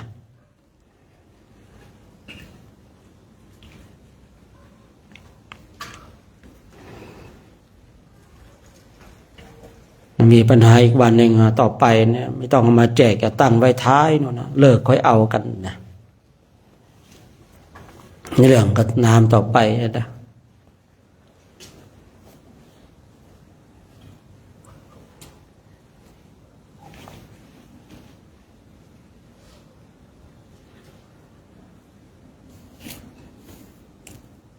ตั้งแต่วันพรุ่งนี้ไปต้นไปนะน้ำกระติกน้ำร้อนนะตั้งไว้ตรงท้ายนะไม่ต้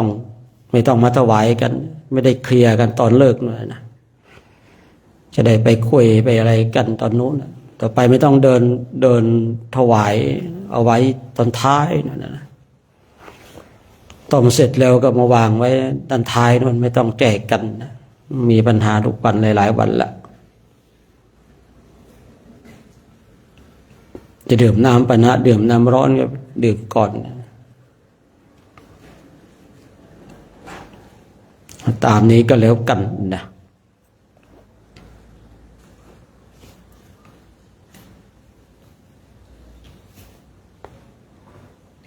ฉะนั้นการที่พระพุทธเจ้าของเราที่ก็เดินทางก็สู่กรุงกบิลพัสเนี่ยองค์อยู่ที่วัดเวรุวันอย่างที่กล่าวเมื่อสักครู่นี้ว่าตามตำราเนี่ยพระองค์เดินอยู่60 วันนะวันละ16 กิโลแล้ววันละ1 โยชน์ผมเองก็ลองจับใช้เทคโนโลยีในสมัยใหม่เนี่ยจับดูจากวัดเวรุวันไปถึงในกรุงกบิลพัสประมาณ400 กว่ากิโล400 กว่ากิโลนะคือเนี้ยระยะทางคาดเคลื่อนเยอะถ้าว่าตามในตำราก็บอกว่าเดิน60 วัน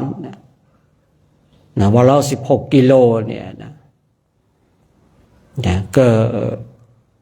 ประมาณ800-900 กว่ากิโลนะฉะนั้นระยะทางอาจจะคาดเคลื่อนหรือว่าพระองค์เดินจากบ้านนั้นไปสู่บ้านนั้นคือไม่ได้เดินตรงนะอาจจะเดินวนไปวนมาโปรดหมู่บ้านนั้นหมู่บ้านนี้อันนี้ก็เป็นไปได้เนาะแต่ถ้าเราวัดตรงไปเลยเนี่ยมันประมาณ400 กว่ากิโลนะแต่ถ้าพระองค์เดินไปตามแว่นแคว้นต่างๆเพราะว่าเดินแบบไม่รีบร้อนนะการเข้าสู่กรุงกบิลพัสครั้งแรกเนี่ยพระองค์เดินแบบสบายๆไม่ได้รีบร้อนอาจจะไปแวะหมู่บ้านนั้นแว่นแคว้นนั้นแต่ถ้าว่าวัดตรงในเส้นทางในปัจจุบันนี้มัน400-500 กิโลเองนะแต่ถ้าว่าในตำราเนี่ยประมาณ800-900 กว่ากิโลนะแต่ถ้าเราคิดว่าพระองค์เนี่ยไปตามแว่นแคว้นหมู่บ้านนั้นหมู่บ้านนี้ก่อนก็เป็นไปได้เนาะก็เป็นไปได้เหมือนกันพระองค์ก็เดินจากวัดเวรุวันพร้อมพระภิกษุสงฆ์20,000 รูปที่ได้กล่าวไว้ว่า10,000 รูปมาในฝ่ายของ กรุงกบิลพัสดุเนี่ยอีก10,000 รูปเนี่ยก็ในฝ่ายกรุงราชคฤห์เนี่ยในข่าวครั้งนั้นเองพระเจ้าสุโธทนะเนี่ยรู้ข่าวแล้วว่าในลูกชายของตนเองเนี่ยเป็นพระพุทธเจ้าความเป็นจริงพระเจ้าสุโธทนะก็คอยติดตามอยู่ตลอดเวลาว่าลูกชายของตนเองเป็นเช่นไรนะบางคราวเทวดาก็ไปบอกว่าตอนนี้ลูกชายของพระองค์ตายแล้วพระเจ้าสุโธทนะก็ไม่เชื่อนะเพราะมีความเชื่อมั่นว่า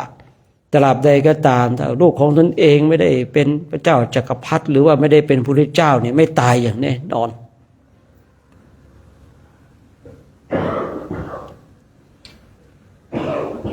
เทวดาเนี่ยไปบอกว่าตอนนี้ลูกชายของพระองค์ตายแล้วพระเจ้าสุโธทนะนี่มีความเชื่อเชื่อในกติของพราหมณ์ยิ่งเชื่อในสิตตดาบทแล้วก็พราหมณ์ทั้ง8ที่ได้พยากรณ์นี่พูดไว้ว่าลักษณะเช่นนี้บุรุษเช่นนี้ในภายภาคหน้าเลยเป็นที่2 อย่างเท่านั้นเองไม่เป็นนักบวชก็เป็นพระเจ้าจักรพรรดิแต่เป็นนักบวชก็ได้เป็นพระพุทธเจ้าพระเจ้าสุโธทนะมีปัญญาเนี่ยก็น่าเทวดามาบอกนะตายแล้วคนมีปัญญาเนี่ยบางทีเนี่ยฟังเรื่องราวจากคนอื่นก่อนจะเชื่อเนี่ยย่อมพิจารณาโดยแยบคายเนี่ยเขาเรียกว่าคนมีปัญญาแต่ถ้าคนอับปัญญาแล้วเนี่ยได้ยินได้ฟังเรื่องราวจากคนทั้งหลายก็จะเชื่อโดยทันทีทันใดเนี่ยยิ่งบางคนบางท่านเนี่ยได้ยินได้ฟังเรื่องราวทั้งหลายจากครูอาจารย์เนี่ยอันนี้ไม่ได้พิจารณาเลยเชื่อสนิทเลยเขาเรียกคนอับปัญญานะไม่ใช่ว่าคำพูดของครูบาอาจารย์ไม่ดีนะแต่ว่าณเวลานี้เรากำลังคุยเรื่องว่าคนมีปัญญากับคนไม่มีปัญญาคนมีปัญญาเนี่ยพอได้ยินเรื่องราวทั้งหลายจากคนนั้นคนนี้เนี่ยคนมีปัญญาเขาจะพิจารณาก่อนพิจารณาโดยแยบคายแล้วบางสิ่งบางอย่างก็เฝ้าดูในอย่างเช่นเอาข่าวของพระรูปนั้นเนี่ยเป็นอย่างนั้นเป็นอย่างนี้เนี่ยเราได้ยินได้ฟังจากคนนั้นเนี่ยเรามีปัญญาเนี่ยฟังและพิจารณาปฏิปทาท่านเกิดดีนะเห็นมีโอกาสได้พบได้เจอได้เห็นท่านไม่เป็นจริงเนี่ยนี่คือคนมีปัญญาหรือว่าเราเห็นได้ยินได้ฟังได้ข่าวแล้วปฏิปทาท่านก็ดีอยู่แต่พอไปเจอแล้วเห็นการเป็นอยู่ของท่านอ้าวนี่เป็นจริงที่เขาว่านี่เรียกว่าคนมีปัญญาแต่ถ้าคนอับปัญญาแล้วเนี่ยพอได้ยินได้ฟังคนทั้งหลายพูดในสิ่งทั้งหลายผู้ที่สิ่งทั้งหลายเชื่อทันทีทันใดเลยคนอับปัญญา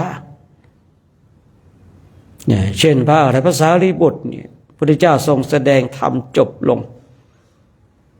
สารีบุตรเธอเชื่อไหมเนี่ยไม่เชื่อพระพุทธเจ้าค่ะไม่เชื่อนะเพราะยังไม่ได้ลองเลยไม่เชื่อพระสารีบุตรนี่ถ้าว่าเปรียบในยุคปัจจุบันคือเป็นนักวิทยาศาสตร์ที่คือต้องชัดเจนด้วยตัวเองนะใครจะพูดอย่างไรก็ตามขนาดพระพุทธเจ้าพูดนะ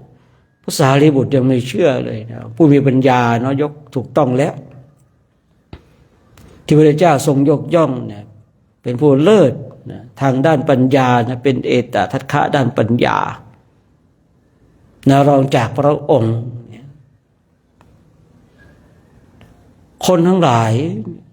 ยก็บอกว่าพระสารีบุตรเนี่ยโอ้โหอาถรรพ์โต้แย้งเถียงพระพุทธเจ้านะแต่พระพุทธเจ้าทรงยกย่องเอาท่านทั้งหลายพระเจ้าสุโธทนะเองผู้มีปัญญาเนี่ยมีความเชื่อเลยว่าลูกของตนเองได้ถูกพราหมณ์แม้แต่อสิตดาบทเนี่ย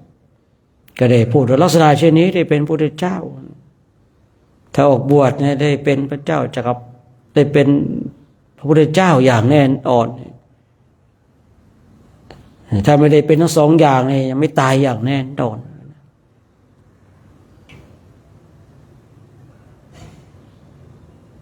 จนรู้ข่าวว่าลูกของตนเองได้เป็นพระพุทธเจ้าแล้วรอการกลับมาของลูกตนเองเนี่ย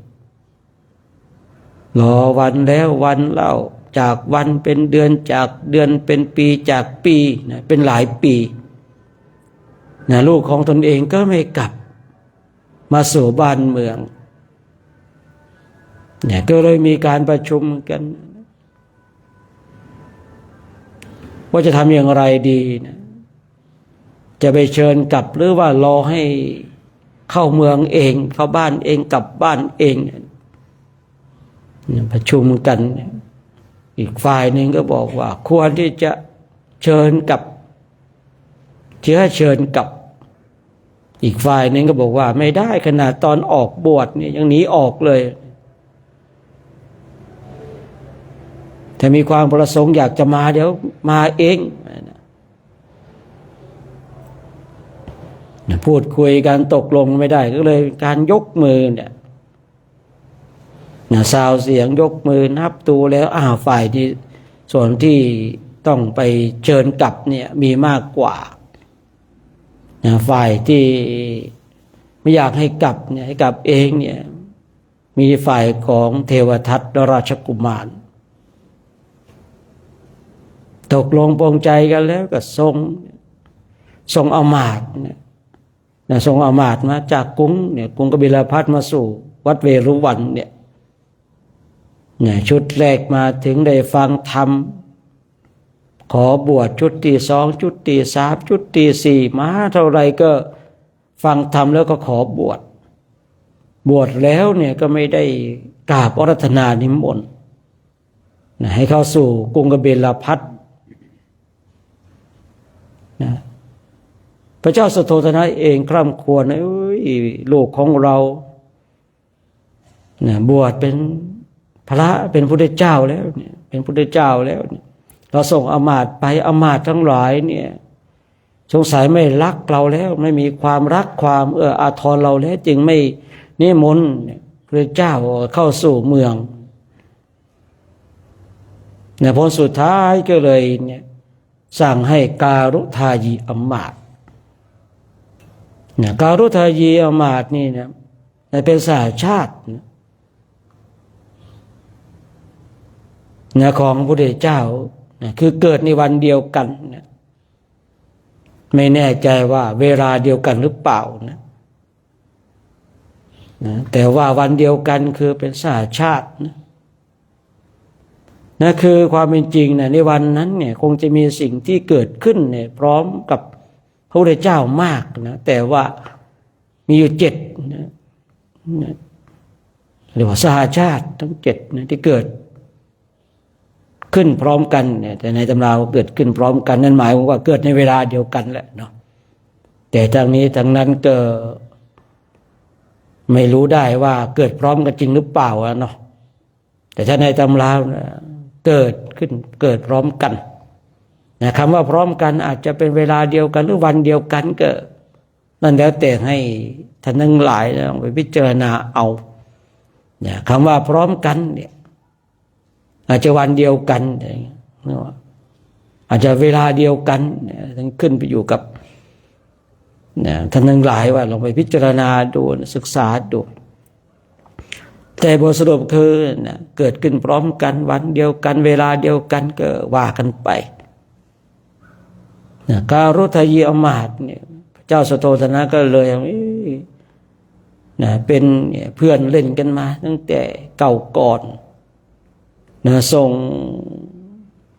อมาตย์คนใดไปก็หายเงียบไปเลยพอสุดท้ายก็เลยให้การุทายีอมาตย์เนี่ยไปนิมนต์เขาเนี่ยการุทายีอมาตย์นี่ไปเนี่ยเดี๋ยวเลยทูลขอก่อนถ้าไปแล้วเนี่ยขอบวชได้ไหมบวชได้แต่ต้องเชิญแต่ต้องนิมนต์พระพุทธเจ้าเนี่ยเข้าสู่บ้านสู่เมืองเนี่ยก็เลยมาเดินจาก กรุงกบิลพัสดุเนี่ยระดับหัวหน้าน่าจะขี่ราชรถระดับลูกน้องน่าจะเดินตามเนาะอันนี้เป็นเรื่องปกติอยู่แล้วเพราะว่ามากันเยอะเหลือเกินมากันเยอะไม่ใช่มาแค่คนเดียวเนี่ยมากันเยอะระดับหัวหน้าน่าจะขี่ไม่ขี่ม้าก็ขี่ราชรถระดับลูกน้องน่าจะวิ่งตามเดินตามอันนี้เป็นเรื่องปกติอยู่แล้วพอมาถึงวัดเวรุวันเนี่ยมีคำกล่าวว่า2 ตำรานะผมไปเปิดดู2 ตำราหนึ่งเนี่ยการุทายีเนี่ยมาถึงปุ๊บเนี่ยกราบพระราชานิมนต์พระพุทธเจ้าเข้าสู่เมืองกบิลพัสดุเลยอีกตำราหนึ่งนะมาถึงก็ได้ฟังธรรมแล้วขอบวชเนี่ยขอบวชเนี่ยพอขอบวชเสร็จปุ๊บนะตนเองก็ได้บรรลุเป็นพระอรหันต์พร้อมกับปฏิสัมภิทาด้วยนะการเวลาผ่านไปเนี่ยว่าหมดในช่วงเหมันต่อด้วยวสันฤดูเนี่ยก็เข้าไปหาพระพุทธเจ้าก็พรรณนาว่า2 ข้างทางณเวลานี้เป็นสถานที่ที่เหมาะเหลือเกินเนี่ยมีดอกโกมุตบานแดงสะพรั่ง2 ข้างทางราบเรียบข้าวเขียวกระจีเหมาะสำหรับการเดินทางการุทายีเอามาเขาบอกว่าพรรณนา2 ข้างทาง60 คาถาด้วยกันพรรณนา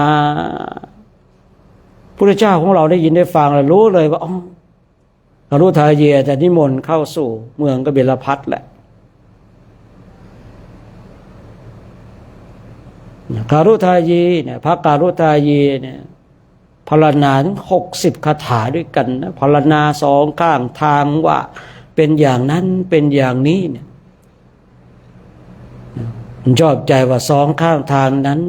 มีดอกโกมุตแดงสะพรั่ง2 ข้างทางราบเรียบเขียวขจีด้วยดอกไม้ด้วยข้าว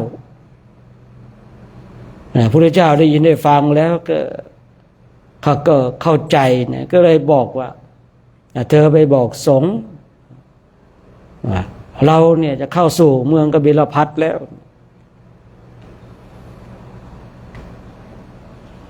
การุทายีก็เลยไปบอกนะพระการุทายีก็ไปบอกสงฆ์ให้สงฆ์เตรียมเนื้อเตรียมตัวที่จะเดินทางไกลนะเพราะว่า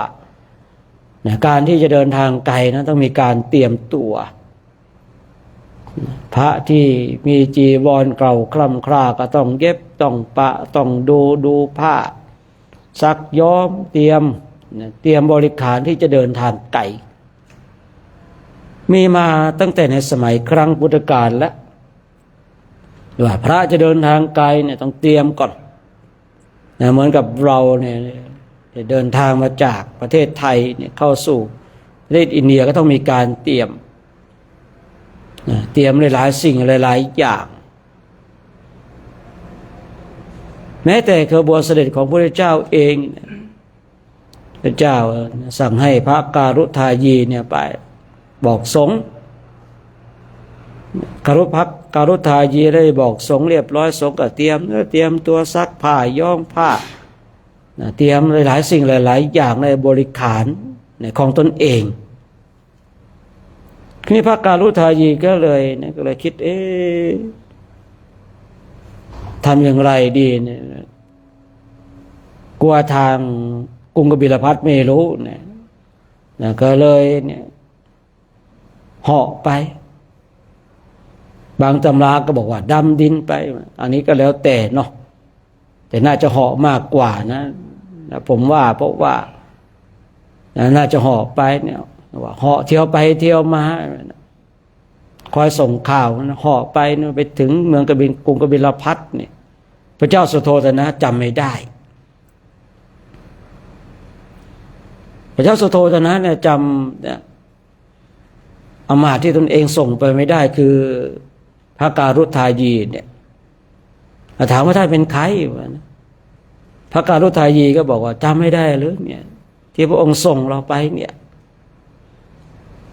จำได้ว่าเป็นอำมาตย์ที่ตนเองส่งไปคือการุทายีอำมาตย์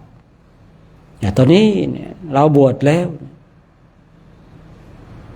เจ้าสุโธทนะก็เลยถวายข้าวน้ำโภชนาอาหารถวายท่านฉันอิ่มเสร็จปุ๊บก็ฝากไปถวายพระพุทธเจ้าด้วยนะในช่วงนั้นเองพระการุทายีก็เลยเหาะไปรับอาหารบิณฑบาตนะแล้วก็มาถวายพระพุทธเจ้าแล้วก็คอยส่งข่าวทางกรุงกบิลพัสดุ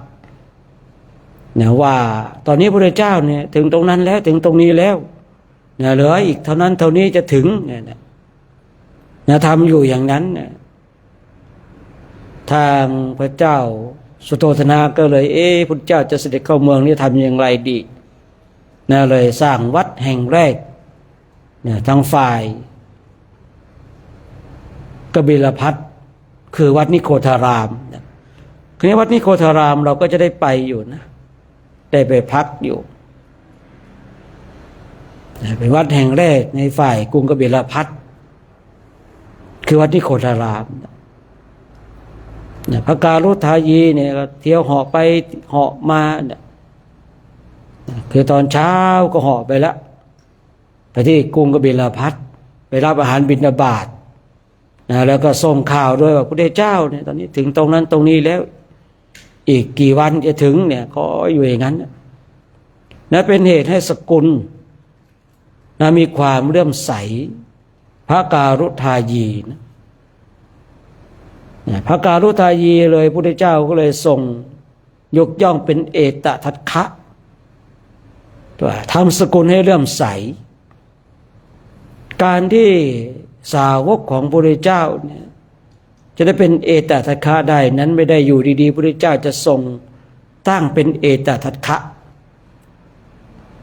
ก็ต้องย้อนกลับไปในสมัยพระพุทธเจ้าปทุมมุตตระคือพระพุทธเจ้าของเราเนี่ยพระเจ้าโคตมะหรือพระสัมมาสัมพุทธเจ้านี่องค์ปัจจุบันเนี่ยสาวกที่ได้เป็นเอตทัคคะเจ้าที่ผมศึกษาดูนะก็จะได้รับคำพยากรณ์จากพระพุทธเจ้าปทุมมุตตระโดยส่วนมากต้องใช้คำว่าโดยส่วนมากเลยเนาะได้รับคำพยากรณ์เพราะในชาตินั้นเองเนี่ยพระการุทายีอมาตย์เห็นพระพุทธเจ้าปฐมมุตตระนี่ตั้งสาวกที่ทำให้สกุลเลื่อมใสเนี่ยก็อยากจะเป็นเช่นนั้นบ้างตั้งจิตปณิธานด้วยการเอาบุญทำบุญกุศลถวายดอกปทุมถวายสิ่งของถวายแล้วก็ตั้งจิตปณิธานว่าพระองค์ตั้งสาวกคนใดเนี่ยเป็นที่เลื่อมใสของสกุลข้าพระเจ้าอยากจะเป็นอย่างนั้นบ้างอย่างที่เลยว่าใช้อำนาจของบุญใช้อำนาจของทานเป็นตัวส่งเป็นตัวจุดเริ่มต้นพระพุทธเจ้าปฐมมุตตระเนี่ยแผ่พยานออกไปขายส่งออกไปว่าจะมีอะไรมาทำร้ายความตั้งใจของบุรุษนี้ไหมเห็นแล้วไม่มีก็เลยพยากรณ์ว่าในภายภาคหน้าอีกแสนกับข้างหน้าพระพุทธเจ้าชื่อว่าโคตมะส่วนท่านเนี่ยจะได้ชื่อว่าการุทายีสิ่งที่ท่านตั้งปณิธานไว้สำเร็จทุกประการเมื่อเกิดในยุคของพระพุทธเจ้าพระองค์ปัจจุบันเนี่ยการุทายีก็เลยได้เป็นเอตทัคคะที่ทำให้สกุลเลื่อมใสเพราะว่าก่อนหน้านั้นนี่ทางฝ่ายในกรุงกบิลพัสดุนี่คือพูดง่ายๆว่าไม่ได้เลื่อมใสอะไรเนาะที่พระเจ้าสุโธทนะนี่อยากจะเจอเนี่ยเจอในฐานะลูกนะ ไม่ได้เจอในฐานะพุทธเจ้านะเพราะว่าความเป็นห่วงของผู้เป็นพ่อเป็นแม่ในย่อมห่วงเสมอแต่ก็รู้ว่ารู้ข่าวว่าลูกของตนเองเป็นพุทธเจ้าแต่การที่พระเจ้าสุโธทนะอยากเจอในฐานะลูกนะแต่เมื่อพระเจ้าสุโธทนะเจอแล้วพระเจ้าทรงแสดงโปรดประยุรญาติทั้งหลายเนี่ยการที่พระองค์เข้าสู่กรุงกบิลพัสครั้งแรกเนี่ยบางคนมีความเลื่อมใสตั้งแต่ที่พระกาลุทายีไปแล้วก็มีความเชื่อมั่นก็แสดงความนอบน้อม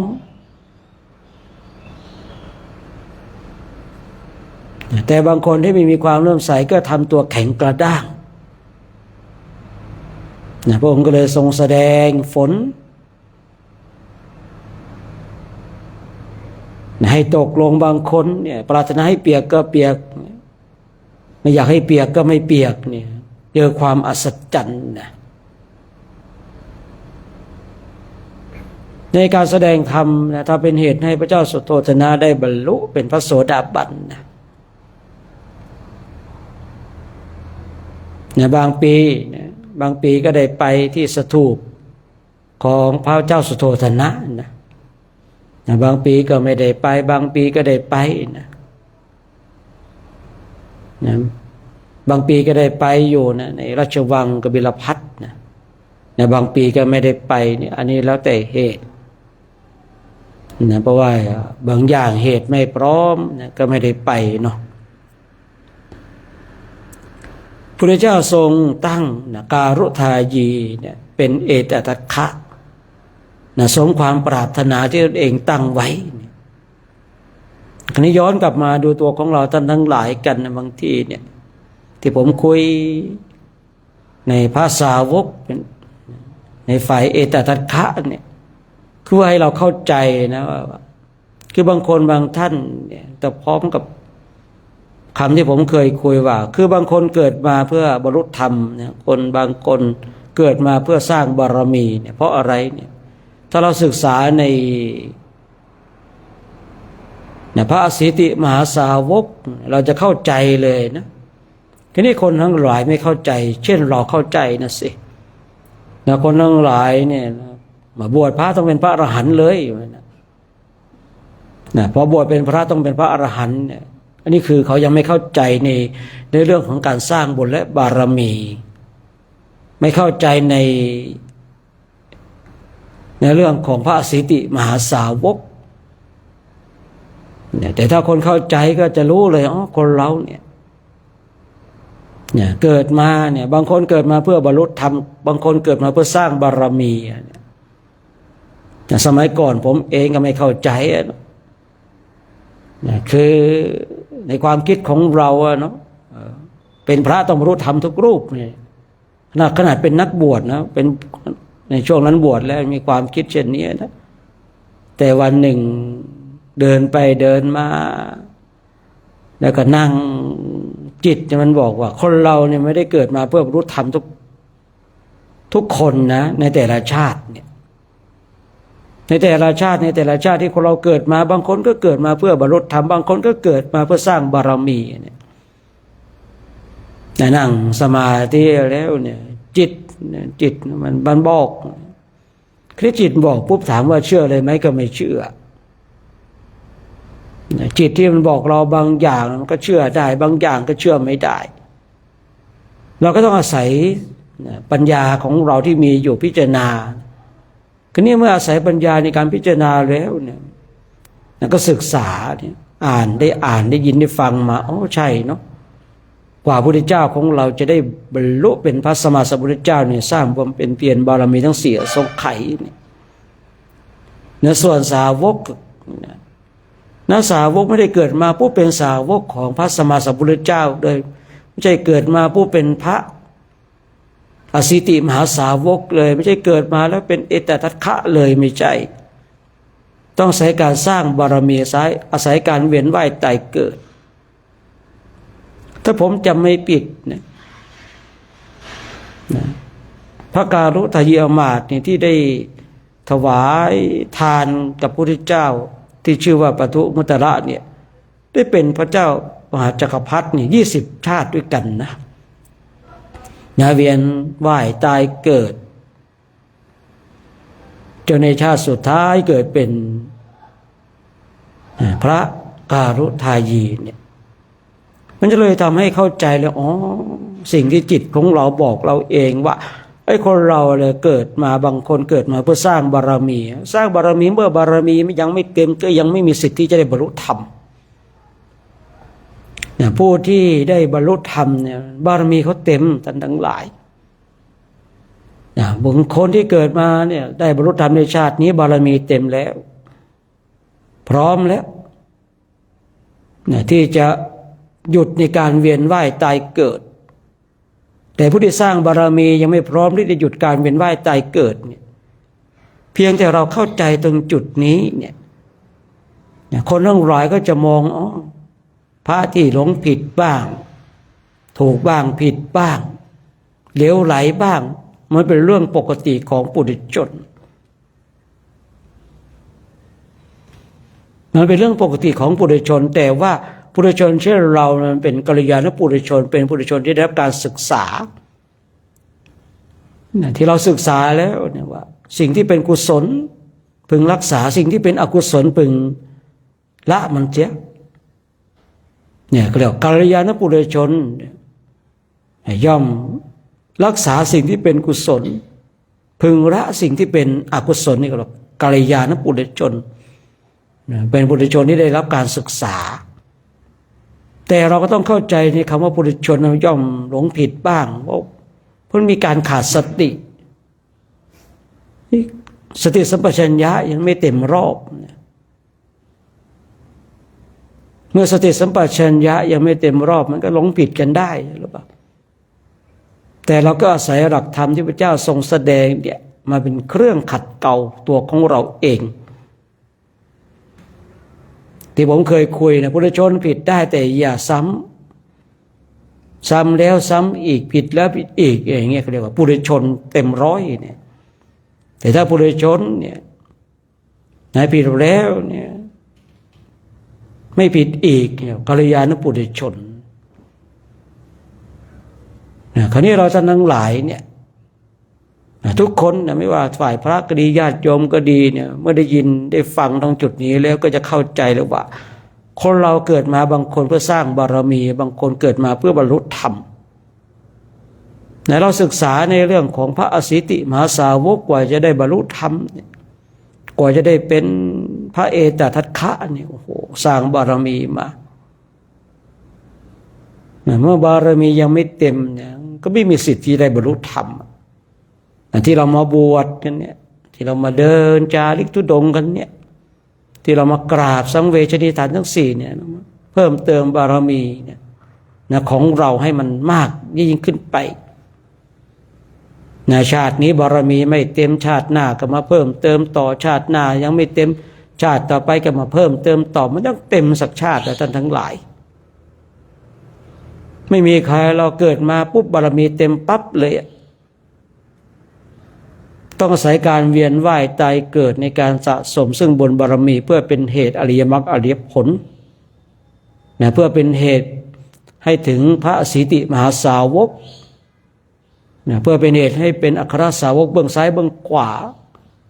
เพื่อเป็นเหตุให้ตนเองได้เป็นพระสัมมาสัมพุทธเจ้าไม่ได้เกิดมาชาติเดียวได้เป็นเลยเปล่าเลยต้องอาศัยการเวียนว่ายตายเกิดกว่าจะได้เป็นพระอรหันต์ต้องอาศัยการล้มลุกคุกคานเช่นที่เราท่านทั้งหลายได้ประสบพบเจอกันเนี่ย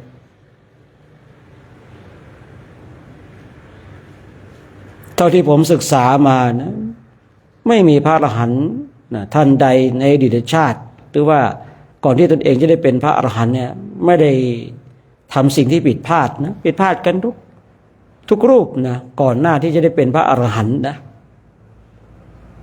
ทำไมผมจึงกล่าวเช่นนี้เนี่ยเพราะว่าเราศึกษาเช่นพระมหาโมคคัลลานะมีกรรมวิบากเนี่ยเคยฆ่าพ่อแม่ของตนเองเนี่ยคือหลงผิดกันได้นะตราบใดก็ตามถ้ายังไม่ได้เป็นพระอรหันต์แม้แต่ ผู้ที่สะสมซึ่งบุญบารมีเพื่อที่จะเป็นพระเอตทัคคะก็ดีเพื่อที่จะเป็นพระพุทธเจ้าก็ดีเนี่ยแม้แต่พระพุทธเจ้าของเราเนี่ยบางประชาติก็ยังหลงผิดเลยนะยังหลงผิดเลยเนี่ยบางประชาติของพระองค์ก็ยังหลงผิดพอมีสติสัมปชัญญะได้ก็กลับเนื้อกลับตัวจะกล่าวใหญ่ถึงปุถุชนเช่นเราท่านทั้งหลายฉะนั้นเนี่ยท่านผู้ฟังทั้งหลายพึงเข้าใจว่าคือคนเราเกิดมาเนี่ยบางคนก็เกิดมาเพื่อสร้างบารมีเนี่ยก็ล้มลุกคลุกคลานไปผิดบ้างถูกบ้างบางคนเกิดมาเพื่อบรรลุธรรมอันนี้บารมีเต็มแล้วลองดูดิบางท่านเนี่ยมีดโกนจะโดดเพียงศีรษะครั้งแรกเป็นพระโสดาบันโกนเสร็จปุ๊บเป็นพระอรหันต์เลยเนี่ยบารมีเต็มง่ายเหลือเกินสำหรับการบรรลุธรรมแต่เราเนี่ยโกนแล้วโกนอีกนี่อย่างผมเนี่ยโกนแล้วโกนอีกเนี่ยโกนผมมันจะร่วงบนหัวแล้วหมดหัวแล้วยังไม่ได้เป็นพระอรหันต์เลยเนี่ยเป็นเช่นนั้นเนาะฉะนั้นก็ฝากไว้เดี๋ยวผมเองจะยุติการใช้เสียงสักระยะหนึ่งวันนี้ก็เลยมาคุยในเรื่องของพระการุทายีซึ่งเป็นศาสตร์ชาติและพระพุทธเจ้าทรงยกย่องเป็นเอตทัคคะที่ทำให้สกุลเลื่อมใสเพราะว่าผมจะคุยในเรื่องของพระสิทธิมหาสาวกให้ได้ยินได้ฟังกันเพราะว่ามันเป็นเรื่องราวที่เราจะต้องได้ยินได้ฟังศึกษากันเช้านี้ก็เลยนำเรื่องของพระการุทายีมาพูดมาคุยกันในฉบับย่อในฉบับเต็มเนี่ยถ้าฉบับเต็มเนี่ยมันต้องคุยกันเป็นชั่วโมงนะนี่เพียงฉบับย่อๆเราก็ต้องไปศึกษาเพิ่มเติมนะบางอย่างมันอาจจะพูดผิดพลาดไปบางอย่างผิดพลาดไปในทางตำราเรื่องของตัวเลขเนี่ยนะที่ผมเรื่องของตัวเลขบางทีตัวเลขบางอย่างเนี่ยผมไม่ค่อยเชื่อนะผมเองสำหรับตัวเลขเองผมก็เลยบางอย่างเนี่ยเราไม่ต้องไปใส่ใจอะไรมากมายนะแต่บางอย่างก็ต้องชัดเจนในเรื่องของตัวเลขกันนะฉะนั้นก็ฝากไว้นะผมเองจะยุติการใช้เสียงสักระยะหนึ่งให้เราท่านทั้งหลายบำเพ็ญเพียรภาวนากันนะจนกว่าจะได้เวลาในการแผ่เมตตานะ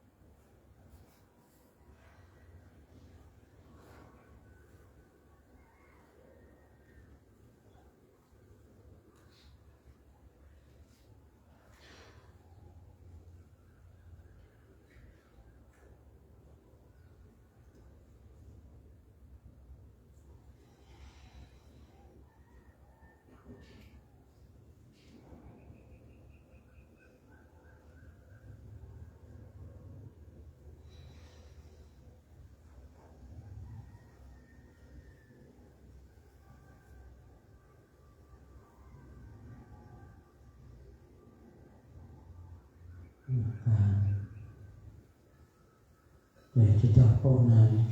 เจ้ามีก็สมควรแก่เวลาเราท่านทั้งหลายทำความสุขตัวรอบน้อมจิตน้อมใจจิตที่เป็นบุญเป็นกุศลเราจะได้ร่วมกันแผ่เมตตากับสรรพสัตว์ทั้งหลายที่เป็นเพื่อนผู้เกิดแก่เจ็บตายของเราเราก็ส่งพลังบุญพลังกุศลที่เราได้ทำกันไปถึงบิดามารดาญาติสนิทมิตรสหายและผู้มีอุปการะคุณกับเราทั้งหลายผู้ที่ได้ถวายสุขปัจจัยถวายข้าวน้ำชมโภชนาอาหารผู้ที่คอยช่วยเหลือเพื่อผู้หล่อขอเทวาอารักษ์ทั้งหลายและพลังบุญแต่ปีสุรกายสัมภเวสีเจ้ากรรมนายเวรก็ต้องส่งพลังบุญพลังกุศลให้กับเขามา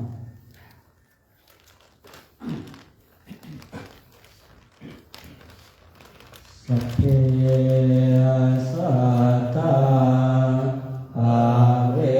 ราหุนตุขอ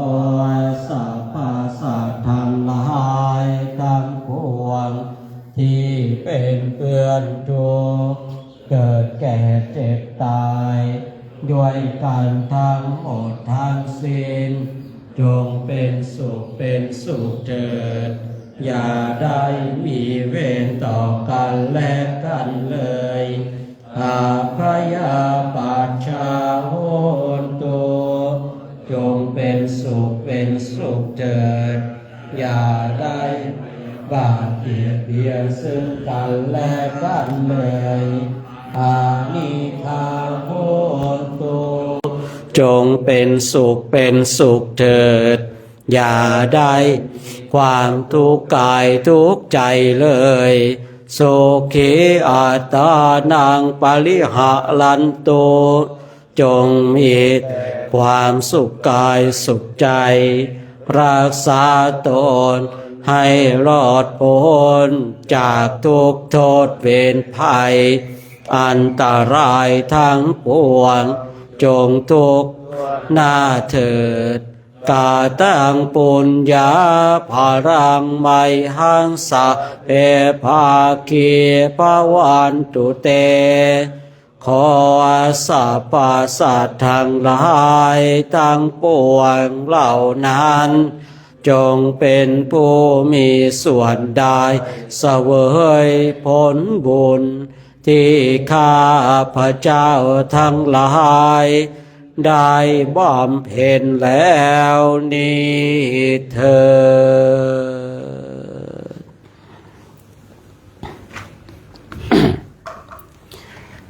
ดจากนี้ก็ต้องขออนุโมทนาบุญกุศลกับคณะพระภิกษุสงฆ์องค์สมณเณรแล้วก็แม่ชีเนาะพร้อมกับญาติโยมที่ชมไลฟ์สดอยู่ทางบ้านกันช่วงนี้คณะพระภิกษุสงฆ์ก็ยังอยู่ที่กรุงราชคฤห์กันได้พระภิกษุสงฆ์ก็จะได้มาศึกษาเรื่องราวทั้งหลายเพราะว่ากรุงราชคฤห์นี่นะมีทั้งฝ่ายบุญให้ศึกษามีทั้งฝ่ายบาปให้ได้ศึกษาคนที่จับในฝ่ายบุญก็ได้บุญเนาะคนที่จะมาศึกษาคนที่ฆ่าพ่อเช่นพระเจ้าชาติศัตรูเป็นอย่างไรผู้ที่มีความอกตัญญูเช่นพระเทวทัตเป็นเช่นไรเนาะทั้งพระเจ้าชาติศัตรูและพระเทวทัตนี่เนาะก็ถือว่าคือในช่วงนั้นเนาะต้องบอกในช่วงนั้นก็ถือว่าเป็นบุคคลที่มีความอกตัญญูต่อผู้มีพระคุณพื้นฐานของคนเราเนี่ยต้องมีความกตัญญูกตเวทีนะที่ผมเคยคุยเราได้รับความอนุเคราะห์สงเคราะห์จากใครเราต้องมีพื้นฐานความกตัญญูกตเวทีแล้วเราก็เห็นแล้วนะว่าพระเจ้าอาชาติศัตรูนี่อกตัญญูกับพ่อนะกับแม่เนาะพอสุดท้ายเป็นยังไงต้องเสื่อมจากมรรคผลพระเทวทัตอกตัญญูนะต่อศาสนาต่อพระพุทธเจ้าเนาะผลสุดท้ายต้องไปที่ไหน นะตกนรกถูกแผ่นดินสูบนั่นนะเดี๋ยวเราก็จะได้ไปอยู่นะในสถานที่ที่พระเทวทัตถูกในแผ่นดินสูบคนที่มีความกตัญญูย่อมขึ้นสู่ที่สูงคนที่อกตัญญูย่อมลงสู่ที่ต่ำคราวนี้เราได้รับความอนุเคราะห์สงเคราะห์จากใครพื้นฐานของเราเนี่ยต้องมีนะความกตัญญูกตเวทีต่อผู้มีพระคุณใครเป็นผู้มีพระคุณกับเราบ้างนะทางโลกเยอะเหลือเกินเนาะมีพ่อมีแม่มีญาติพี่น้องมีปู่ย่าตายายมีครูอาจารย์นะทางโลกนะ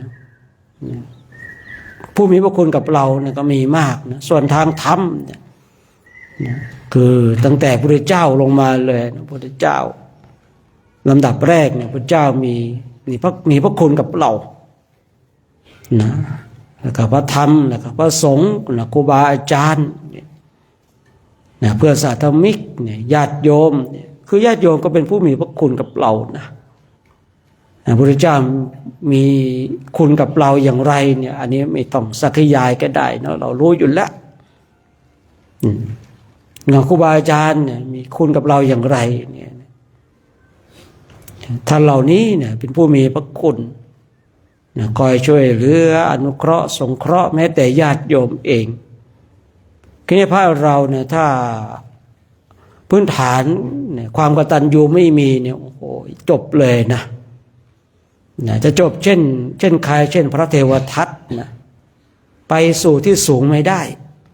นะลงสู่ที่ต่ำได้อย่างเดียวที่ผมเคยคุยให้ฟังว่าโครงการของเราเนี่ยจัดมาจนถึงปีที่12เนี่ยคือไม่ได้ไปทวงบุญคุณคือผมเคยคุยไปบ่อยว่าหน้าที่ของเราทำไม่ใช่หน้าที่ของการทวงบุญคุณแต่หน้าที่ของบุคคลที่ได้รับความอนุเคราะห์จากเรานั่นแล้วแต่ว่าเขาจะมีพื้นฐานจิตอย่างไรอย่างที่ผมบอกว่ามีอยู่ปีหนึ่งนะข้าวก็ข้าวเราน้ำปะนะกับน้ำปะนะเราทุกอย่างเราซัพพอร์ตนะพอจบโครงการแล้วโอ้โหนะใส่ลายป้ายสีนะใส่ลายป้ายสีนะหลายๆอย่างนะเขาแรกๆก็เรียกพระอาจารย์โชคนะไปมาก็ไอ้โชคนะทีแรกก็หน้าตาก็หล่ออยู่หรอกนะไปก็มาอีหน้าหมาเหมือนกันนะผมปากหมาอย่างเดียวหน้ายังไม่ได้หน้าหมาวะเปลี่ยนไม่ใช่เปลี่ยนเฉพาะผมนะครับนะโดนหมดแล้วครับนะไล่ตั้งแต่หลวงพ่อลงมาเลยแต่เอาตัวผมว่ากันแล้วกันเนาะคนอกตัญญูท่านทั้งหลายคือเนี้ยคนอกตัญญูเนี่ยอยู่ที่ไหนก็ไม่เจริญอย่างที่ผมยกพระเทวทัตเนี่ยเป็นแบบอย่างเพราะเราเห็นชัดเจนแล้วคนอกตัญญูอย่างท่านนี้นะท่านนี้นะโอ้ยนะครับใส่รายป้ายสีโครงการอย่างนู้นอย่างนี้ผลสุดท้ายแรกนะแรกเนี่ยเหมือนจะมีพวกอยู่นะจั่วไปตรงนั้นไปตรงนี้แกเดินสายใส่ร้ายเลยนะเดินสายใส่ลายป้ายสีไปแรกๆก็มีคนเชื่อนะพอไปมาเนี่ยคนที่เคยเชื่อเขาก็มีปัญญาเขาก็ไม่เชื่อทีนี้คนเนี้ยนะอยู่ผลสุดท้ายก็อยู่ที่ไหนไม่ได้ไปอยู่ตรงไหนใครเขาก็ไล่ครับคนอกตัญญูนะครับอยู่ตรงไหนใครเขาก็ไล่คนอกตัญญูเนี่ยอยู่ตรงไหนก็ไม่เจริญหาความเจริญยากเหมือนกับตาลยอดด้วนนะท่านทั้งหลายเดินมาเห็นต้นตาลต้นไหนที่มันยอดมันด้วนแล้วหมดหมดสิทธิ์หมดสิทธิ์เลยที่จะเจริญเติบโตนะครับต้นไหนที่มันเป็นตาลยอดด้วนเตรียมตัวตายแล้วก็ตายแล้วมีสื่อสองอย่างคือเตรียมตัวตายกับตายแล้วคนอกตัญญูนะท่านทั้งหลายอยู่ที่ไหนมันก็ไม่เจริญใครก็ไม่ต้อนรับใครก็ไม่ต้อนรับนะอย่างพระเทวทัตขนาดบริวารของตนเองยังแหมถวายเข่าเลยเนาะพระโกกาลิกะหรือเปล่าเนาะ นะแม้ถวายเข้าเลยนะแม้ก่อนหน้านั้นก็ศรัทธาอย่างเต็มที่ผลสุดท้ายเนี่ยผลสุดท้ายก็เลยถวายเข่าเลยนะก็อักเลือดเลยสำนึกได้ว่าโอ้โหเราทำผิดกับพระพุทธเจ้าเราทำผิดกับพระพุทธเจ้าพระพุทธเจ้าเนี่ยมีพระคุณมากเหลือเกินมีคนก็ถามว่าพระพุทธเจ้าไม่รู้หรือว่าพระเทวทัตเนี่ยถ้าบวชมันแล้วจะเป็นอย่างนู้นอย่างนี้รู้ครับแต่ว่าเพราะพระองค์อาศัยอะไรพระมหากรุณาธิคุณคือถ้าพระเทวทัตเนี่ยไม่ได้เข้ามาบวชเนี่ยก็จะร้ายยิ่งกว่านี้นะร้ายยิ่งกว่านี้เมื่อเข้ามาบวชแล้วเนี่ยโอ้โหก็เป็นแบบพูดง่ายๆว่าเป็นแบบอย่างใครเอาแบบอย่างพระเทวทัตก็ได้นะใครจะเอาแบบอย่างเหมือนกับพระเจ้าชาติศัตรูในช่วงที่ตนเองหลงผิดก็ได้นะต้องใช้ว่าในช่วงที่หลงผิดไอตอนหลงผิดเนี่ยพระเจ้าชาติศัตรูเนี่ยขนาดฆ่าพระเจ้าพิมพิสารได้เอาทีนะจับพ่อตนเองเนี่ยคุมขังเลยนะโอ้สุดยอดเลยนะสุดยอดแห่งความอกตัญญูในขณะที่หลงผิดแต่ผลสุดท้ายผลสุดท้ายก็สำนึกได้อย่างพระเจ้าชาติศัตรูเนี่ยคือยังสำนึกได้อย่างพระเทวทัตก็ยังสำนึกได้นะพระเทวทัตถูกเป็นยังสูบไปจะถึงคางแล้วเนี่ยถึงคอแล้วถึงคางแล้วเลยเอากระดูกคางเขาว่างั้นนะสำนึกได้สำนึกได้ในคนที่มีความอกตัญญูเนี่ยสำนึกได้ยังถือว่าโชคดีนะพระเจ้าชาติศัตรูยังโชคดีพระเทวทัตก็ถือว่ายังโชคดีนะที่ยังสำนึกได้อย่างนางจินตมานวิกาสำนึกไม่ได้สุภพุทธะสำนึกไม่ได้นันทะที่ข่มขืนนางอบลวรรณาเนี่ยก็สำนึกไม่ได้สำนึกไม่ได้บางคนหลงผิดสำนึกได้ยังให้อภัยได้อย่างพระเจ้าชาติศัตรูเนี่ยได้รับการให้อภัยถึงแม้ว่าในชาตินั้นก็จะตัดมรรคผลนิพพานแล้วหมดสิทธิ์เพราะว่าทำปิตุฆาตพระเทวทัตเนี่ยสำนึกได้ผลสุดท้ายก็จะได้เป็นพระปัจเจกพุทธเจ้าคนที่ทำผิดแล้วสำนึกผิดเนี่ยมันยังให้อภัยยังให้อภัยได้นะไม่ว่าเขาไม่ว่าเราท่านทั้งหลายแต่ถ้าผิดแล้วสำนึกผิดไม่ได้เนี่ยโอ้โหยากเหลือเกินความกตัญญูกตเวทีจึงเป็นสิ่งที่สำคัญผมเองผมเองชอบดูชอบศึกษา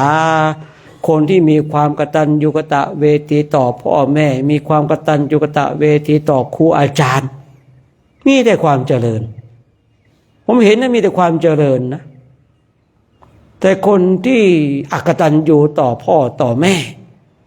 อกตัญญูต่อครูบาอาจารย์อกตัญญูต่อผู้มีพระคุณหาความเจริญได้ยากมีแต่ความเสื่อมผมเองเลยเตือนตัวเองบ่อยๆเราเคยได้ข่าวได้น้ำเคยได้รับคำสั่งสอนจากคนใดนะเราจะไม่ลืมพระคุณแต่เราเคยทำคุณงามความดีเคยช่วยเหลือเกื้อกูลกับคนอื่นนะครับเราจะไม่ทวงบุญคุณแต่เราจะเตือนตัวเองว่าเราได้รับความอนุเคราะห์สงเคราะห์จากใครได้ยินได้ฟังคำสอนจากใครเราจะไม่อกตัญญูกับบุคคลนั้นอย่างแน่นอนนี่ผมสอนตัวเองนะเพราะอะไรนะเราเห็นเนี่ยว่าคนมีความกตัญญูกตเวทีมันไม่เสื่อมมีแต่ความเจริญ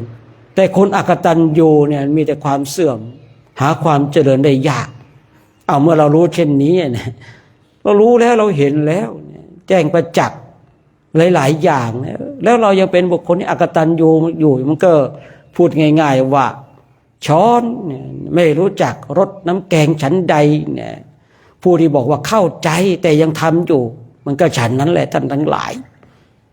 ฉะนั้นความกตัญญูกตเวทีเป็นสิ่งที่สำคัญนะในโครงการของเราเนี่ยไม่เคยไปเรียกร้องว่า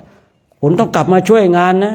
คุณนู่นนี่นั่นทั้งหลายแล้วใช่หรือเปล่าเปล่าเลยนะเปล่าเลยใครจะมีความกตัญญูกตเวทีเราก็ดีใจนะใครจะอกตัญญูกัมมุนาวตีโลโกเนี่ยนะสัตว์โลกเนี่ยย่อมเป็นไปตามกรรมนั่นขึ้นอยู่กับตัวของเราเองไม่ได้ขึ้นอยู่กับบุคคลอื่นใครจะกตัญญูใครจะอกตัญญูผลสุดท้ายใครได้รับผลตัวของเราเองเหมือนกับเราถุยน้ำลายขึ้นฟ้าอย่างเงี้ยน้ำลายมันลดลงใครลงเราตัวของเราเองนะครับตัวของเราเองถ้าเราเนี่ยมีความกตัญญูกตเวทีต่อผู้มีพระคุณใช้คำว่าต่อผู้มีพระคุณนะเนี่ยใครผู้มีพระคุณกับเรากับโดยสติโดยปัญญาของเราผมเชื่อว่าท่านทั้งหลายคงแยกแยะออกคงรู้ได้เฉพาะตนว่าใครเป็นผู้มีพระคุณกับเราคงแยกแยะออกเนาะถ้าเราไปเป็นบุคคลอกตัญญูกับผู้มีพระคุณกับเราเนี่ยเต็มตัวเสื่อมครับผมไม่เชื่อนะผมไม่เชื่อเลยว่าคนที่มีความอกตัญญูเนี่ยจะขึ้นสู่ที่สูงได้นะผมไม่เชื่อยิ่งถ้าบางคนว่าโอ้โหคนนั้นดูถูกครูอาจารย์คนนั้นใส่ร้ายครูบาอาจารย์คนนั้นนู่นนี่นั่นแล้วปริญญาตนเป็นพระอรหันต์เนี่ยผมไม่เชื่อโดยประการทั้งปวงนะว่าเป็นเขาว่าเป็นพระอรหันต์เนี่ยพอดีไม่ได้ผมไม่กราบก็ได้ความกตัญญูพื้นฐานมันยังไม่มีใช่หรือเปล่าจะไปเอามรรคผลนิพพานได้อย่างไรนะสำคัญท่านทั้งหลายนะสำคัญพื้นฐานของเราต้องมีเนี่ยก่อนที่เราจะขึ้นสู่ที่สูงมันต้องดูพื้นฐานก่อนว่าตัวของเราเนี่ยพร้อมที่จะรองรับสิ่งที่ยิ่งใหญ่มหาศาลคือมรรคผลนิพพานได้หรือเปล่าขนาดคุณธรรมในเบื้องต้นเนี่ยความกตัญญูกตเวทีมันยังมีไม่ได้เนาะไม่มีมรรคผลนิพพานได้อย่างไรนะฉะนั้นเนี่ยเรามาอยู่ในกรุงราชคฤห์เนี่ยเราเห็นแล้วว่าพระเจ้าชาติตูเนี่ยเสื่อมจากมรรคผลนิพพานเพราะอะไรเนี่ยฆ่าพ่อพระเจ้าบอกเลยถ้าพระองค์ไม่ทำปิตุฆาตเนี่ยได้บรรลุธรรมอะแต่ชาตินี้ก็หมดซะแล้วหมดสิทธิ์อย่างพระเทวทัตเนี่ยถ้าไม่ทำนะกรรมหลายๆอย่างเลยนะพระเทวทัตเนี่ยทำกรรมเยอะเนาะแยกทำให้สงฆ์แตกแยกเนี่ยนะโอ้โหกรรมหนักเลยเนาะทำร้ายพระพุทธเจ้าเนี่ยโอ้หนักเลยนะแต่สุดท้ายนะก็ยังสำนึกผิดก็ถือว่ายังโชคดีนะถือโชคดีแต่ก็ต้องไปใช้กรรมวิบากก่อนอยู่ในนรกนะใครจะไปเที่ยวหาเยี่ยมหาพระเทวทัตเกิดนิมนต์นะครับผมแต่ผมไม่ไปนะผมจะไปเที่ยวหาโน่นนะท้าวสักกะโน่นนะโน่นผมจะไปเสวนากับพระโพธิสัตว์อยู่ชั้นดุสิตโน่นนะ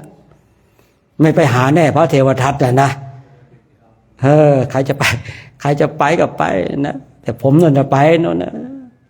ไปหาสมัครพรรคพวกอยู่บนชั้นดุสิตโน่นนะไปคุยกับท้าวสักกะนะไปนู่นดีกว่านะไม่ไปแล้วนะไม่ไปแล้วไม่ไปหาพระเทวทัตนะไม่อยากรู้ว่าเป็นยังไงอะเนาะไม่อยากรู้ว่านรกเป็นอย่างไรอะนะไอ้แค่นรกในใจตอนนี้มันก็น่ากลัวอยู่แล้วเนาะตกนรกจริงๆมันจะน่ากลัวขนาดไหนนะผมว่าเนาะฉะนั้นก็ฝากไว้ความกตัญญูกตเวทีท่านทั้งหลายเราได้รับความอนุเคราะห์สงเคราะห์จากใครอย่าไปลืม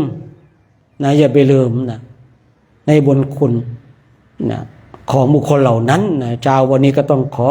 อนุโมทนาเนาะนะสาธุการกับคณะพระภิกษุสงฆ์องค์สมณเณรแล้วก็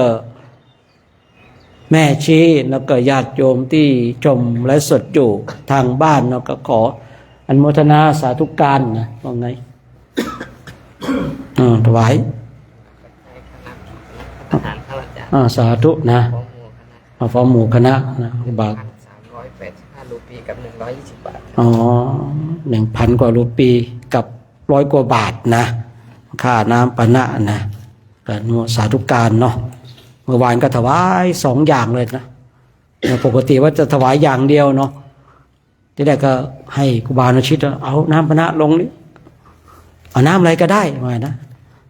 สั่งไปพระอาจารย์สมศักดิ์มีน้ำผลไม้ไหมไม่แน่ใจนะมีน่าจะมีอยู่ก็เลยตัดสินใจ2 น้ำเลยเมื่อวานนะ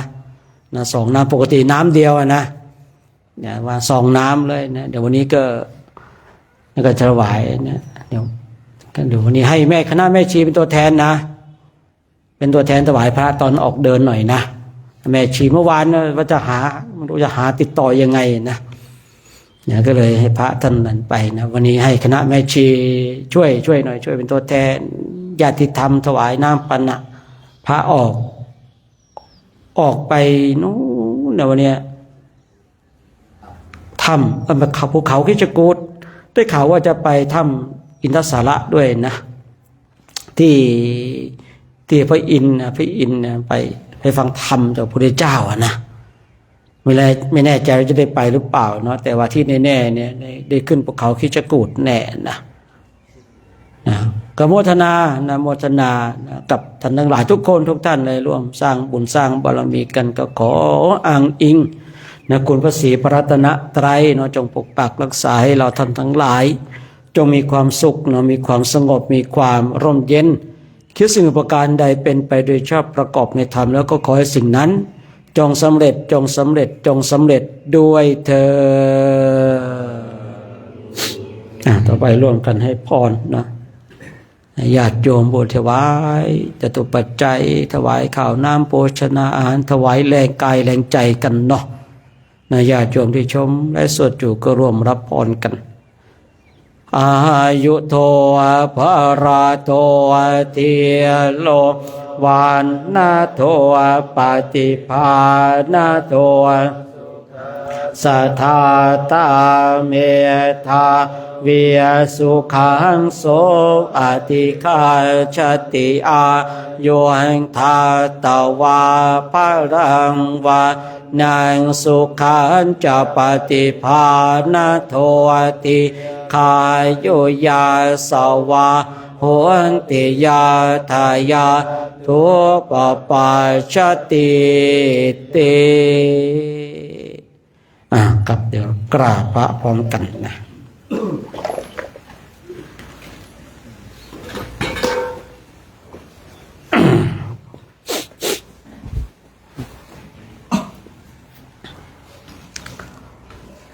อะระหังสัมมา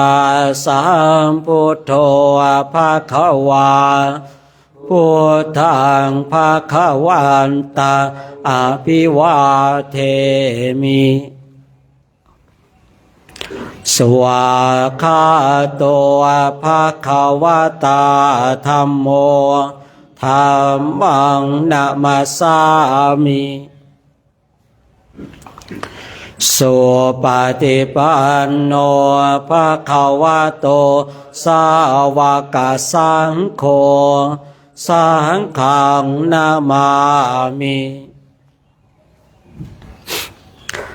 มหาตาปิตุ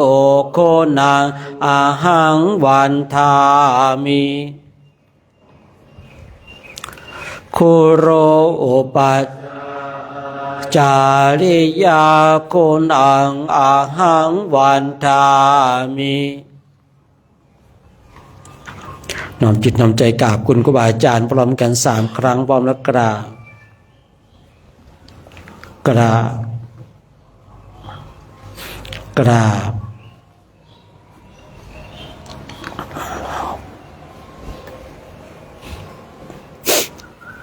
ระภิกษุสงฆ์พร้อมใจกันกับพระอาจารย์โชคชัยพร้อมกันพร้อมเรากราบสาธุกราบ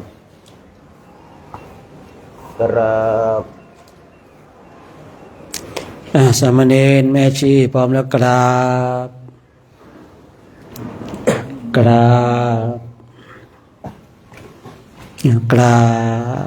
รับผมนิมนต์นะครับผมนะครับนิมนต์ก็คอยฟังเสียงสัญญาณระฆังเนาะ